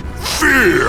If you make the creatures of this world fear you, then they'll bend to your whims. For example, let me introduce you to my friend here. Not tough enough to take me on yourself? Oh, you naive fool! You think you can goad me? This is all part of my game, making you grow confident, even arrogant. Also, I can make you realize how futile your efforts were when I finally beat you! With that, he slunk back into the shadows as his mutant wither skeleton started coming towards me, ready to attack. I drew my sword and leapt into battle! From day 50 to day 53, I crossed swords with the fearsome mutant wither skeleton. This was by far my toughest fight yet. With the nasty mob lacked in speed, it more than made up for in strength. I had to make sure to put some cover between me and it when the creature geared up for another heavy attack. Oh, the little devil dragon only made it halfway. Looks like you won't be seeing day 100. That's what you think! Huh? Where did that come from? I remembered to use my environment to my advantage. While I was behind cover and the mutant wither skeleton was talking, I quietly slipped around to some cover behind him. Now he was looking in the wrong place, and it meant I could get the drop on him. I launched a flame breath attack and struck the mutant wither skeleton with my flames, then charged in to deliver the final blow with my sword. He was down, defeated, but not destroyed yet. You're tougher than I thought. Tell me how I can defeat the Endergast. Defeat him? You'll have to find him first. He resides in the Dover Mountains, surrounded by his most loyal and powerful hunters. You might as well take these. As he died, the mutant wither skeleton passed me a handful of mystical diamonds. These would come in handy later, I thought, so I held on to them. From day 54 to day 57, I continued to search around the Crimson Forest and eventually found the Iron Golem's emerald stash. Unfortunately, there was a problem. A mutant husk had picked it up. So I hid and waited for it to drift past me, then leapt out, landing a powerful series of claw attacks and dealt with it in no time. I headed back to my base with the emerald stash and was finally able to return it to my friend, the Iron Golem. Thanks, Zozo. In exchange for this favor, I'll tell you an important secret. A secret? What do you mean? The devil dragons! Long ago, they were considered to be the most prized prey to an aspiring hunter wanting to prove themselves. But they were so rare that hardly anyone could catch them. Only one appeared every few hundred years. That must be why the Endergast is so interested in me. From day 58 to day 62, I worked on making some improvements to the sheep pen, giving those woolly guys a lot more space to roam around freely. But after I had done that, I remembered about those mystical diamonds I had taken from the mutant wither skeleton. I didn't have enough to craft weapons with, but I bet that if I could find some additional diamonds, I could make something pretty special with these. So that's what I did. I ventured down into the mines, and sure enough, there, embedded in the stony walls, were some shiny, untouched diamonds. I knocked them free with my pickaxe and took them back to my base. There, I combined them with the mystical diamonds to create a brand new diamond sword and pickaxe to match. They were both imbued with the magic of the mystical diamonds. It was then that the Fire Guardian came to tell me about some of the new improvements he had been making to the base while I'd been busy. Take a look over here. I've made the living area more comfortable to accommodate everyone that's staying here at the base. And there's even a fireplace. My fellow Fire Guardians were feeling a little aimless without some fire to guard. Wow, these are some impressive upgrades.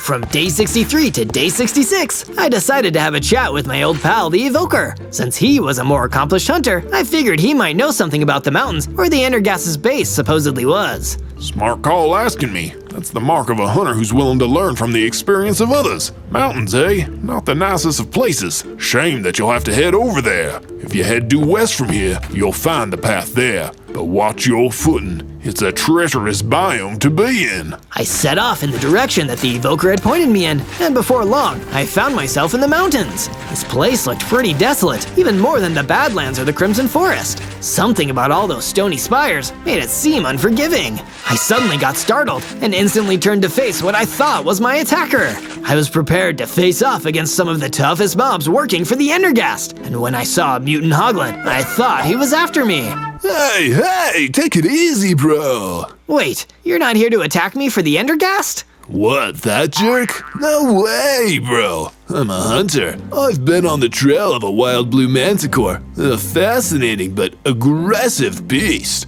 You look like an aspiring hunter too. Fancy coming along to show me what you got? Okay, let's go. But we should tread quietly. Don't want to attract too much attention. Ah, good call. I can tell you've done this before. From day 67 to day 70, I ventured further into the unfamiliar terrain of the mountains. The mutant hoglin hunter was a pretty good tracker and showed me some of the tracks that the blue manticore had left. I took the opportunity to get familiar with this new biome. After all, if the Endergast was hiding somewhere here, I'd need to make sure I could use the mountains to my advantage. Before long, we had found the blue manticore's lair. I took the lead, making sure I was staying nice and stealthy. Once I was at the edge of the cave, I used my flame breath to smoke out the blue manticore into the open. I leapt into action, swiping my claws at the surprised creature. The blue manticore's hide was tough to pierce with my dragon claws, but not enough for my diamond sword. My blade cut through the armored hide with ease, and I felled the beast at last. That was some nice hunting there, Zozo. Well, happy trails. Maybe I'll see you around sometime, bro. Huh, what an odd dude. From day 71 to day 74, I continued my exploration of the mountains, trying to figure out where the Endergast had hidden his base. This was a far more dangerous biome than the others I had visited. In some of the more elevated parts, one wrong step could lead to a nasty fall. While carefully navigating a mountain, I was sure that I saw a rock formation that seemed to spell out words. It read, "If you're enjoying this video, then be sure to watch more by searching for Zozo. Huh, must be a trick of light. Or maybe this altitude is making me lightheaded. I carefully skidded down to the foot of the mountain, only to see a familiar, frightening face waiting for me. It was the dreaded Lord Endergast. What do you think you're doing here? These mountains are my territory. How dare you? You think you can track me here to my mountains and expect to make it out alive? Wow, he's really mad. I didn't expect him to be so precious about the mountains. I quickly dodged out of the path of an oncoming fireball and grabbed my sword. The diamond blade caught the Endergast by surprise, and for a moment, I thought I might be able to actually get the upper hand on him. But he was still too strong, fending me off with ease as he regained his composure. I had to get out of there, and fast. It was time for another timely retreat back to the base. From day 75 to day 78, I went back to my base and sat down in my room for a bit. I wasn't feeling too good about running away from the Endergast again. I knew it was the smartest thing I could have done in the situation, otherwise I would have been done for. But it still stung a little, knowing I hadn't beaten him. Hey, you Zozo, don't let it get you down. Maybe seeing our brand new watchtower will lift your spirits. While I was gone, the Iron Golem had been working on adding a watchtower to the base so we could see threats coming from afar. I had to admit, climbing up to the top, that the view really put a smile on my face, but not as much as what happened next. Zozo, I've been looking for you. My fellow Fire Guardians and I have been working on a thank you gift for you. Here, drink this potion. I took the magical upgrade potion and suddenly felt myself getting much stronger. Wow, I now had a whole 100 hearts. And to make things even better, I had improved my fireball attack into a mighty dragon fireball attack. Now I was really living up to my devil dragon name. From day 79 to day 84, feeling more confident and much more powerful, I decided to head back towards the mountains to confront the Endergast. But when I made it back to the spot where we had last clashed, he was nowhere to be found. I did have a run-in with a fire ogre. There were so many different mobs in the mountains that this biome was almost like a whole other world. I quickly learned that fire ogres were resistant to my dragon fireball attack, but it didn't fare as well against my sword and the forces of gravity.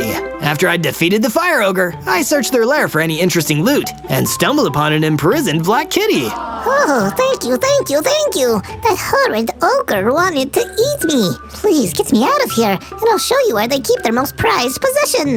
I helped out the kitty, and to say thank you, she gave me a diamond helmet from the ogre's private treasure stash. Wow, this is great! I've been in need of a new helmet. From day 85 to day 89, I was heading back when, to my horror, I was met with the awful sight of a group of ender creepers attacking my base. Hey, get the heck out of here! Scram!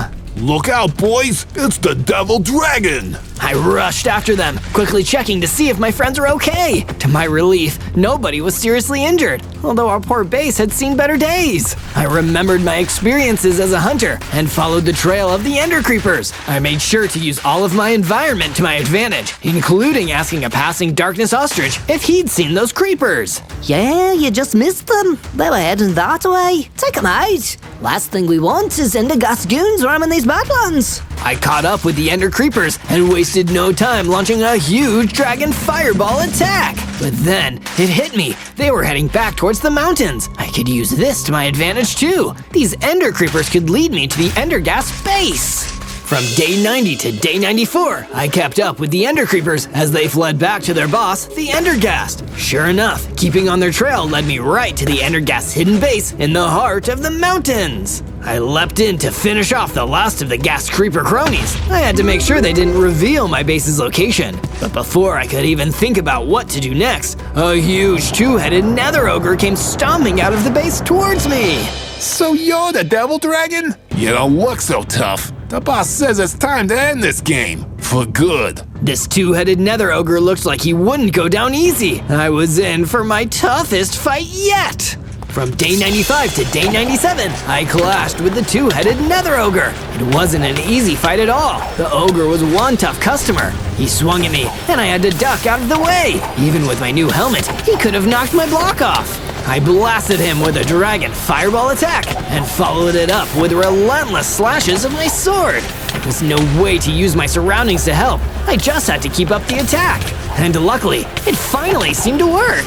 A well-timed fireball knocked the two-headed nether ogre off his feet, and he came toppling over with a loud thud. Ah, dang it! The boss is gonna be so angry with me. Why even work for an Endergast in the first place? You're a tough guy. I'm sure even you can't possibly be scared of him. I got no choice. I was mocked once in his 100 days hunting game. I lasted as long as I could, but he caught up to me in the end. Because I'd impressed him, he forced me to be his henchman for 100 years. So he could trap me like that too. Man, this guy really is a jerk. You said it, pal.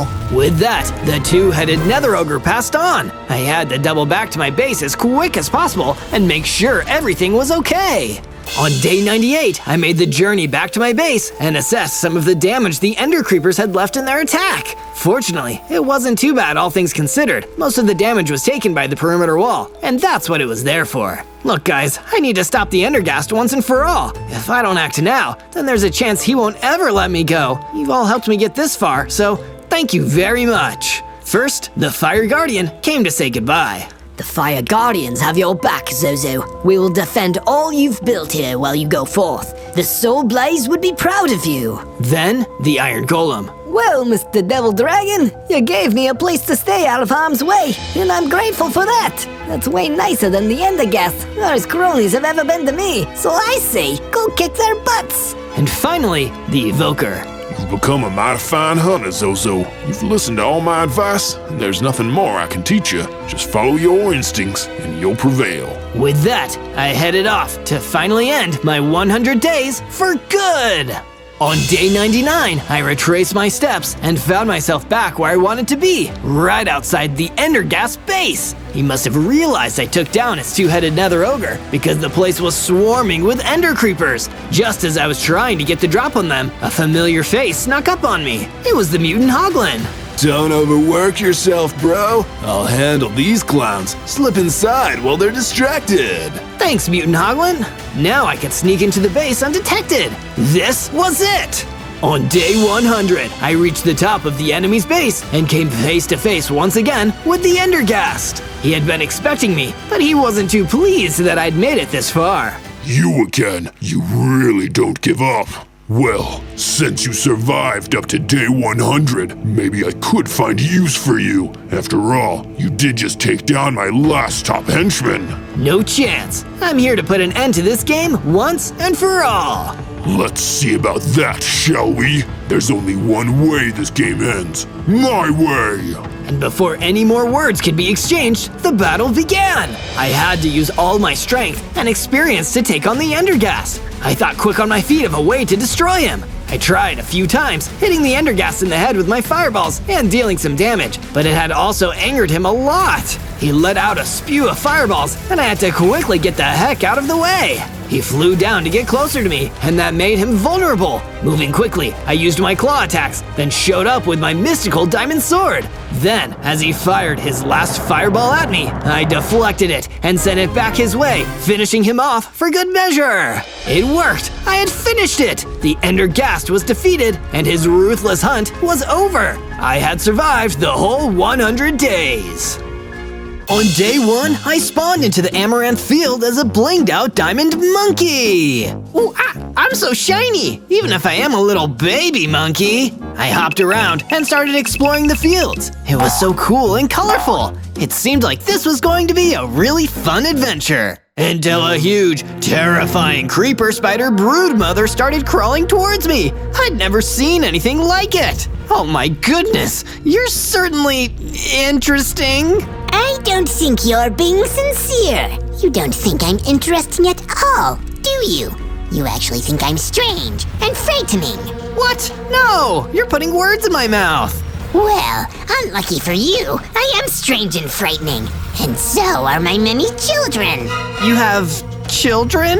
Yes, so many. And within 100 days, we will rule the world, and every other creature will be destroyed. Starting with you glittering little monkey. Creeper spider broodmother fired a powerful exploding fireball at me that blew up the ground near my feet. I was nowhere near powerful enough to fight back. All I could do was run away as fast as I could. That broodmother didn't seem nice. I don't want it and it's young to rule over the world, so I better find a way to stop it before it gets out of hand. On day 2, I began to explore more of the Amaranth Fields, taking in the sights and trying my best to learn my way around this interesting, beautiful biome. Hopefully, without running into any more trouble from the broodmother creepy spider or her creepy crawly kids. While I was roaming around, I checked and noticed I had 10 hearts. Not tons of health, so I'd have to be careful not to take too much damage. Lucky for me, I found some apples growing on a tree, out of reach for ordinary chumps walking around on 2 legs. But with my diamond monkey agility, I was able to climb up into the branches and grab that sweet fruit. Suddenly, while I was enjoying my apples up in the tree, I heard a telltale hissing coming from below. I peered out and was met with the sight of a creeper down below. There you are. The broodmother said there was a lost little diamond monkey out here all alone. Go away! I don't want any trouble! Then you never should have wandered up that tree. You're in the perfect spot for some exploding. The creeper started getting ready to blow. I looked around, trying desperately to find an escape route, but there was no tree close enough for me to jump to. I tried to distance myself from the impending blast and braced myself for the loud boom, when all of a sudden, nothing happened. I looked back down, and someone had attacked the creeper, stopping it exploding at the last minute. A phantom fox. You, come with me quickly. More will be on the way, so we have to get out of here. Say no more. On day 3, the phantom fox led me through the amaranth fields after saving me. We walked quite a distance from where the creeper had found me before finally arriving at a campfire in a clearing. We'll be safe here. Perhaps now we can be acquainted. I am Philo of the Phantom Fox clan. Nice to meet you. My name's Zozo. It's been a while since the Amaranth Fields have played host to a diamond creature. This can only be a good omen though. We will need all the help we can get to defeat the Broodmother. Oh yeah, I had a run-in with her. Not a fan, I'll tell you that much. Philo and I were soon joined by another, a wise old wind serpent. He explained more about what was going on. The creatures of the Amaranth Fields used to live in perfect harmony, but the Broodmother sought to disrupt all of that and use her spiderlings to control the entire world. We must unite and stop her. Well, I'm no parenting expert, but I don't think she should be making her kids take over the world with her. I'll do what I can. Then welcome to our resistance, Zozo. You are one of us. Philo will guide you. There is much to be done. From day 4 to day 5, Philo and I went off together to search for an ideal location to set up shop. We'd need a base, a place to call home, if we were going to reunite the creatures of the fields and put a stop to the Broodmother's schemes. So I knocked down some trees and gathered up some wood. I had enough to craft a wooden pickaxe, and then we went off looking for something stronger, stone. Before long, I had gathered up enough stone to make a full set of stone tools. There was even enough left over to make a snazzy stone sword. Now, I could defend myself if any more mean mobs showed up. Turned out, that was just about to happen. It was while I was building the first few rooms of our base that an icy creeper snuck up on me. It must have just come across us by chance, but it startled me. I panicked and wildly swung my sword, taking the icy creeper down, but looking a little clumsy when I did. Afterwards, Philo came over to talk. Not exactly elegant, are you? Here, if you're going to swing that thing around, let me show you the proper technique. That would be amazing. But first, I'm hungry. Do you have anything I could eat? Oh, fine. Here are some apples. Now, follow me. Philo imparted some Phantom Fox wisdom to me and taught me how to fight. I could feel myself getting stronger. I now had 30 whole hearts. Philo even taught me a brand new power too, a freezing ice blast. Ice powers. It makes sense, seeing as I'm so iced out. From day 6 to day 8, Philo sent me off to the Cherry Blossom Forest to gather resources. We needed some wood for the roof of our base, and there were far more trees here than the Amaranth Fields. Plus, he said I'd need to learn my way around the world if I was going to help the other creatures stop the Broodmother. But while I was on my travels, chopping down trees and minding my own business, I noticed someone in a spot of trouble nearby. A stranger looked like they were being attacked by a basalt snake. Away with you, beast! Unless you want me to rock the house down! The stranger must have been a geomancer. Who else would make such an awkward rock pun? As he ran away, I drew my stone sword and decided to help out. This was it, my first taste of combat. I attacked the basalt snake. It was a slippery enemy, dodging out of the path of my swings and then lunging towards me when it found an opening. I was barely able to leap out of the way in time, saved at the last second by my monkey agility. At last, I saw an opening and took my chance, landing the winning strike. Not bad going there, lad. You're clearly not one of the Broodmother's lackeys. Tell you what, you fancy giving me a hand, taking care of some of that creepy spider's creepy spawn? Sounds good to me. That ought to slow her down. From day 9 to day 10, I went with the geomancer deeper into the Cherry Blossom Forest, looking for a nest where some of the creeper spider Broodmother's children were hiding, waiting for the command to take over. We were trying to sneak up undetected, but suddenly we were ambushed by one of the creeper spiderlings. It was way smaller than the Broodmother, but it was still creepy. Mama said you can't be here. I'm gonna tell on you. I fought as hard as I could, but the creeper spiderling was far too tough. Every time I tried to corner it, it would scuttle out of reach. I had no choice but to retreat.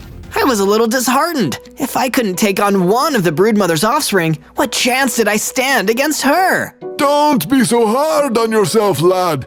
Life, as I've experienced, it's a rocky road. Don't you give up now. Gee, thanks. You need a place to stay? Come back to my base. From day 11 to day 12, the geomancer and I made our way back to the base in the Amaranth Fields. Straight away, I got to making a storage room with plenty of space for all the resources I gathered. I then went on to work on the Geomancer's room. I added a floor to my base, which gave him plenty of space to practice rocking out if he needed to. Well, this is all just too kind, Zozo. I've got no coin, nor any token to give you as thanks, lad. But here, let me use my powers to really rock this joint. The Geomancer really was stone cold brilliant. He built an entire smelting place outside and a new storage room just to say thanks for letting him stay. This was amazing. It really helped improve the base. Thanks to him, things were really coming along. We even got to talking about the Broodmother and why she was so set on taking over the world. I've been studying the fauna of this place for quite some time. It really is fascinating. All the creatures here are bestowed with great power. The Broodmother has the power of dominance, the will to take control of everything. But what's interesting is there is a creature made to be the embodiment of good and selflessness. A diamond monkey. Wow, so you're saying I might be able to defeat her? Zozo, lad, I'd say you've got a better chance than anyone. Later, I paid a visit to a nearby mine and dug up some iron ore. Now I could put that brand new furnace to good use. I turned the ore into some iron ingots, then smelted those with iron replacements for my sword and pickaxe. While I was gone, the Geomancer placed down some fences to make a sheep pen. I lured some sheep in to make a farm. From day 13 to day 15, I spoke to Philo about what I could do to get stronger. He suggested that I should head off on a small journey to do some hands-on training. You're sure about this? Of course. You're a diamond monkey, and that means you're the living embodiment of all good. And being good means banishing evil, so go do some banishing. I headed back to the Cherry Blossom Forest, although I wasn't exactly sure how I was meant to banish evil. That seemed like more of an ongoing life goal than a simple training exercise. I didn't get too much time to think about it though, before I was confronted by another angry creeper. Hey, my twin brother was sent to catch a diamond monkey like you for our master, the Broodmother, and he never made it back. Yeah, my Phantom Fox friend sort of destroyed him. He did what? Oh, you're so gonna pay. The creeper came at me. I leaped back to a safe distance in case it exploded. I used my diamond monkey reflexes to stay out of range of the creeper's explosive radius, then hopped in close when it was safe to deal some damage with my iron sword. Finally, I was able to finish him off. But that wasn't all. The defeated creeper dropped a health potion, which gave me a whole 60 hearts when I drank it. The whole encounter had given me the experience to teach myself a brand new move too, the knockback punch. From day 16 to day 19, I ventured out further and came across the deep canyons stretching as far as the eye could see. I had to be careful traveling the higher ground. One wrong step, and I'd have a really nasty fall. But it was while traversing my way down to the lower depths of the canyons that I happened to stumble across something pretty unexpected. It was an old journal that somebody must have dropped. I picked it up and took a look, reading some of what was written inside. It started happening much sooner than we thought. The bad needs good to counter it. It can grow and grow. That's why the Broodmother is getting stronger. We need balance, otherwise her evil power will grow until it cannot be contained. It will sweep across the world under the many legs of her and her spawn, unless we can find someone who as good as she is bad. Suddenly, while I was reading, I heard a familiar hissing drawing near and turned to see a group of creepers behind me. There he is, boys. That's the diamond monkey who took out Jim. Oh, and that the Broodmother wants us to destroy too, I guess. Jim was old school, one of the good ones, man. Jim? That other creeper? Yeah, our twin. Why are so many of you twins? Well, that's a funny story, actually. You see, all creepers get 'em, boys! The creepers attacked, but I was feeling confident. After all, I'd only just taken down one of them and gotten stronger as a result. So swinging my sword the way Philo had taught me, I made quick work of dispatching this new group of creepers. From day 20 to day 22, I made the long journey back to the Amaranth Fields. I hadn't returned to base in a few days, so I thought it was about time for a rest and a resupply. Once I was back at my base, I headed back to the mines, gathering up some more iron ore from a vein deep underground. That ore I then turned into iron ingots, which I used then to create a brand new iron chestplate. With all these new hearts, new powerful attacks, and now some added protection against damage, I was feeling ready to go back and face the creeper spiderling from earlier. I crept through the cherry blossom forest, making sure to keep to the treetops and using my diamond monkey agility to my advantage. I came across the spiderling, and when I was ready, leapt down from the treetops to attack. My ambush worked, catching the creeper spiderling off guard. Startled, it panicked, and I was able to use my knockback attack to blast it off its feet. Then, using my iron sword, I finished it off. I had beaten the spiderling! But all the commotion had attracted some unwanted attention from someone I didn't realize was nearby, the Broodmother! You think that's all it'll take to stop me? Destroy my spiderlings! I don't even care! Even if you're able to kill just one, there will be 2 more ready to take its place! Look, you're only this powerful because there was no one good enough to cancel out your bad. But I'm around now, and a diamond monkey is the embodiment of goodness. So why don't we call this a stalemate? You and your creepy kids can call off this world domination plan. Just leave everyone alone, and we'll leave you alone. Oh, but I'm not interested in there being balance. I don't need there to be good. Once my children and I have covered the world, then all that exists, all that is good or bad will be for me to decide. And you won't be around to stop me! The Broodmother launched one of her explosive fireballs at me. I thought about fighting back, but instead, I snuck off once she'd lost sight of me. I wasn't strong enough yet, and I could hear the Geomancer's lesson in my head. Gotta remember, it's a rocky road. Could really go for some ice cream right about now. From day 23 to day 26, I made my way back to my base. Even though it had taken me a while to get back to it, I had taken down the spiderling that the Geomancer had asked me to help defeat. I thought he'd want to hear the good news. That's my boy! I'm proud of you, lad! Since my chestplate had come in handy protecting me against the spiderling, I decided I needed to complete my set of armor. So I headed back to the mines, gathering up some iron ore from the vein. Once it had been made into ingots, and those had been smelted, I had a snazzy pair of iron boots, pants, and a helmet to match my chestplate. I even had enough iron left over to make the rest of the iron tools. Ah, Zozo! I see you've learned the value of a good defense. You could say I had the same idea. Ta-da! The Geomancer had been back at it again, making upgrades to my base. This time, he'd constructed a roof on the house and a perimeter wall around the main base to protect the structure against attacks, just like a suit of armor. Great minds really did think alike. From day 27 to day 31, I decided I would head back through the canyons. After discovering the book I had found there, I was wondering if there was any more useful information waiting to be uncovered nearby. I didn't come across any more dropped journals, but I did meet a friendly leopard. My name is Lorne. Delightful to meet the one who cleared out some of those pesky creepers. But be on your guard, my friend. There are more out here, and far worse monstrous creatures have aligned themselves with the wretched Broodmother. Thanks for the warning, Lorne. If it's not safe out here, then you should head back to my base. Many thanks to you. I never thought I'd be lucky enough to witness a diamond monkey's selflessness again. Searching around, I didn't find much else of interest, so I headed back to base not long after. Once there, I harvested some sheep's wool from the farm and used it to make some decorative banners that really livened the place up.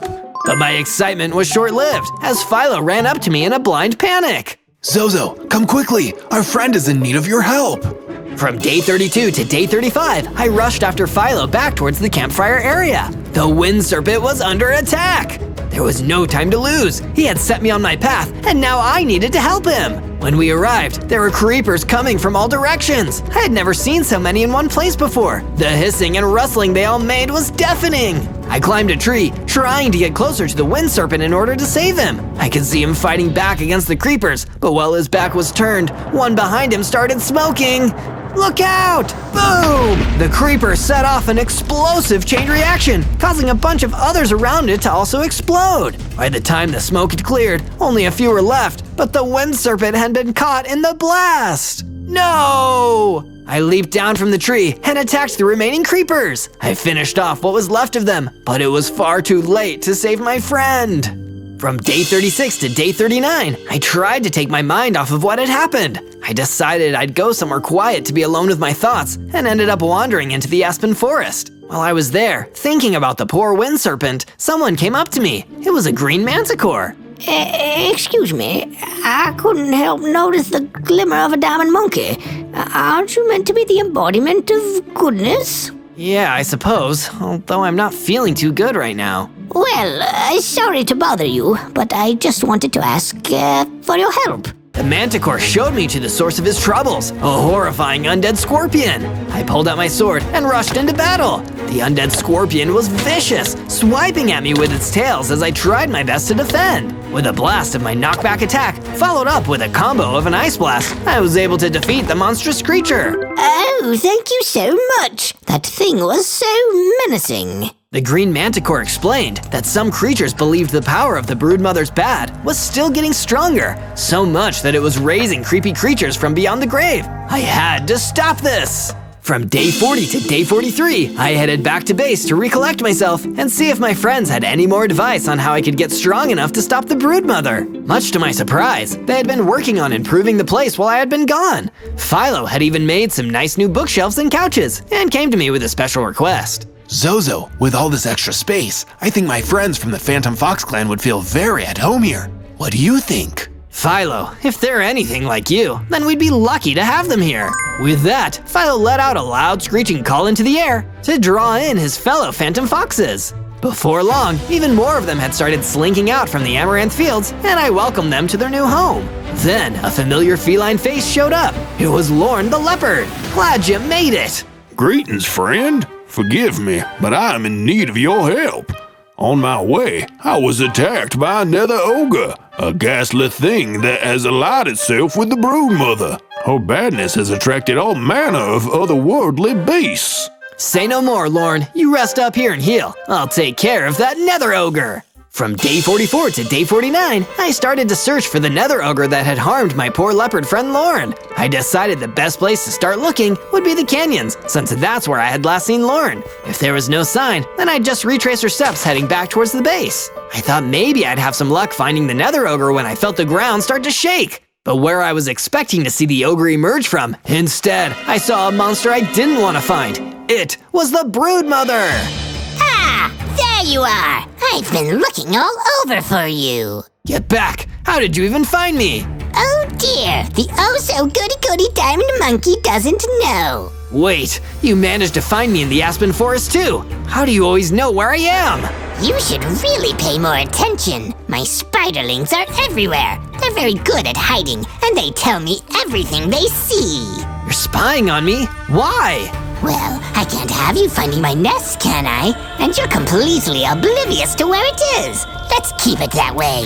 Something snuck up from behind me. The legendary silver skeleton!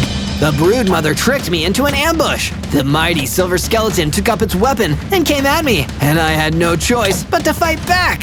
From day 50 to day 53, I crossed swords with the silver skeleton. I tried my best to spot where the broodmother had got to, but she had scuttled back to the shadows, leaving her undead minion to finish me off. I did my best to parry each of his moves and tried to take a swing at him when I could. But then, I had a thought. If the broodmother's spiderlings were really watching me, then why not make sure she knew exactly what I could do? I froze him to the spot, so he was stuck fast and couldn't move. One more strike with my blade, and he was defeated. I had done it, but frozen pieces weren't the only things that fell to the floor. Among the icy remains of the silver skeleton were some mystical diamonds. I reached out to grab them and instantly had a flashback. I could see another diamond monkey like me. He wandered the same places, met the same friendly creatures, but there was one difference. Back then, there was balance. I wondered what happened to him, where he had gone, and how it had caused good and bad to become uneven. Took those mystical diamonds with me. I had a great use for them in mind later on. From day 54 to day 57, now that the distraction of the silver skeleton was dealt with, I continued my search for the nether ogre. When I ventured further into the canyons than I'd gotten before, it didn't take me long to track him down. There was no time for chit-chat with this monster. He came right at me, ready to attack. I guess the mobs that the broodmother was teaming up with weren't all the brightest bunch, but they were some of the baddest. The ogre was big and strong. Its heavy fists were like huge boulders. I had to remember to use my smaller size and stature to my advantage, keeping out of the way. But without any tall trees nearby, I couldn't leap up to safety. Eventually though, the nether ogre's angry swings and the frustration at not being able to catch me soon got the better of him. He started to get tired, slowing down. And once he was almost worn out, bam! My kickback punch knocked him right off the mountain. With the nether ogre defeated, I headed back to my base in the Amaranth Fields to tell Lorne the good news. Why, thank you, friend. I'll sleep a little easier knowing that brood is gone. Say, Lorne, did you ever meet another diamond monkey before me? Of course. He was as kind and selfless as you, Zozo, but also wise and noble. Nobody knows where he went. Perhaps his time was up. But once he was gone, much of his goodness left with him, apart from that which he passed on to others. That's what's allowed the Broodmother to gain such power. There was an absence of good in the world, so she filled it with bad. From day 58 to day 62, I decided to do some work on the base. After all, with the whole Phantom Fox clan here, the place needed some improvements. I expanded the pen that was holding the sheep, making more room so that more of them could fit in. More sheep meant more wool. Then, I had to get working on my idea to use the mystical diamonds I'd picked up from the silver skeleton. Problem was, I didn't have enough to actually make anything. Maybe I could find some normal diamonds to make up for it. Sure enough, I headed down into the mines and found just what I was looking for. Diamonds, and plenty of them. I started chipping them out of the stone wall, and before long, I had enough for my plan. I used the diamonds, both the normal kind and the mystical ones, to craft myself a brand new diamond sword and a pickaxe to match. Now I could dish out a lot more damage. Zozo, come take some time to relax. Sit with us a while and see the good you're putting back into the world. Philo invited me to come and hang out with him and the rest of his Phantom Fox friends. They'd really made the base into a more homely place, with a roaring fireplace and a nice living area where we all sat and chilled for a while. Philo also mentioned that they built a small cottage home for themselves and connected all the buildings with a nice path. The base was really coming together. From day 63 to day 66, I was finishing up a few minor improvements on my base when the Geomancer came to me with a new lead on what our next move should be. I've been feeling a rumbling, lad. Tremors in the ground. The stones, they speak to me, rocking my very soul. Okay, and what's the sound of the underground saying? It might be telling me where the Broodmother's lair is. There's a lot of movement in the cypress swamplands. It is a vile, putrid place. No wonder the Broodmother feels so at home there. I'll check it out. I headed off to the location the Geomancer pointed out. He was right about one thing, the place was gross. I had a weird feeling while I was there, almost as if I was being watched, and not just by the Broodmother spiderlings. Suddenly, I got startled by a warped phantom. I got ready for a fight, thinking that this was another undead being that the Broodmother had raised. But to my surprise, he was actually friendly. Oh, thank the heavens, a diamond monkey. Goodness will be restored, and then I can rest again. That foul creeper spider Broodmother dragged me out from my eternal slumber, but I was at peace. I'll do what I can. Hey, maybe there's some way to get you back to wherever you were before. If you could, that'd be wonderful. From day 67 to day 70, I traveled across the cypress swamplands with the warped phantom, and we soon came across the source of the trouble. One of the Broodmother's minions, a wither spider, had disrupted the phantom's tomb, and it was stopping his spirit from resting. So I leapt into action to give the ghost a hand. I wasn't anticipating such a tough fight, but even with my new mystical diamond sword, the wither spider was standing strong. I made a split-second decision to hit it with an ice blast attack, then strike it again with my mystical diamond sword, finally getting rid of it for good. Oh, thank you very much. Back to peace I go. From day 71 to day 74, I continued searching around the cypress swamplands, as creepy and stinky as it was. I was told that the creeper spider Broodmother was lurking around here, so I can't give up until I've gathered some valuable intel. I climbed up to the tree canopy and walked until I saw something. Oh, a diamond gorilla! That reminds me, you should search Zozo on YouTube to find tons of awesome Minecraft 100 Days adventures. But things were about to get even more interesting because the creeper spider Broodmother herself crawled out of the darkness towards me. Welcome, Zozo, you silly little monkey. If I knew you were coming, I would have made tea. Instead, I'm going to make a fool of you. Look, I don't necessarily think we need to fight. It's all about finding the balance between good and evil. We can find that without needing to fight each other. You want balance, I want domination. And I know exactly how to get it. I've created so many creepers and so many creeper spiderlings. And in the end, if I have enough, them all blowing up at once would destroy the entire overworld. So everyone needs to do what I say, or that's exactly what will happen. That's diabolical! It's effective! You could learn a thing or two from me. Now run, little monkey, run! The creeper spider Broodmother fired another exploding fireball, and I ran for my life. From day 75 to day 78, I was sitting around my base, confused and afraid. Just couldn't stop thinking about what the creeper spider broodmother had said to me. Would she really blow up the entire overworld to get what she wants?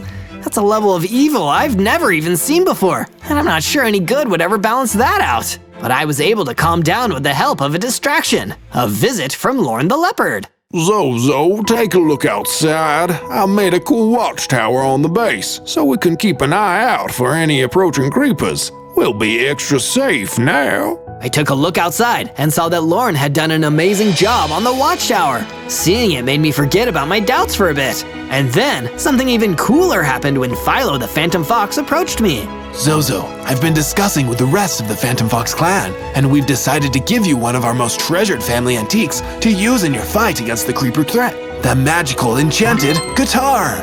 Wow, this is amazing! He passed me the guitar, and the second I equipped it and started to play a sick tune, I found my power growing. I reached 100 hearts, became bigger, stronger, and now had a new special ability, firing a powerful green laser. I'd hate to be the creeper spider broodmother now. From day 79 to day 84, I went back out to the Cypress Swamplands again with my newfound power and confidence, ready to take on the creeper spider broodmother for round 2. Couldn't see her anywhere. Instead, I was attacked by a nasty gang of whisperers, which I was able to pretty easily cut down with my awesome guitar. I can see why the Phantom Fox clan cared about this so much. I heard rustling in the bushes and turned to see a rabbit wolf hopping towards me. Hey, thank you. You're welcome. But for what? Those whisperers have been a pain in my butt forever, and you finally took care of them. Here, add the spare diamond helmet. It didn't fit me anyway. Oh wow, thank you! I'm better guarded now than ever before! From day 85 to day 89, I returned to my base, eager to show my friends my new shiny diamond helmet, when I saw a little gang of creepers crawling into my base, closing in on an innocent big axolotl.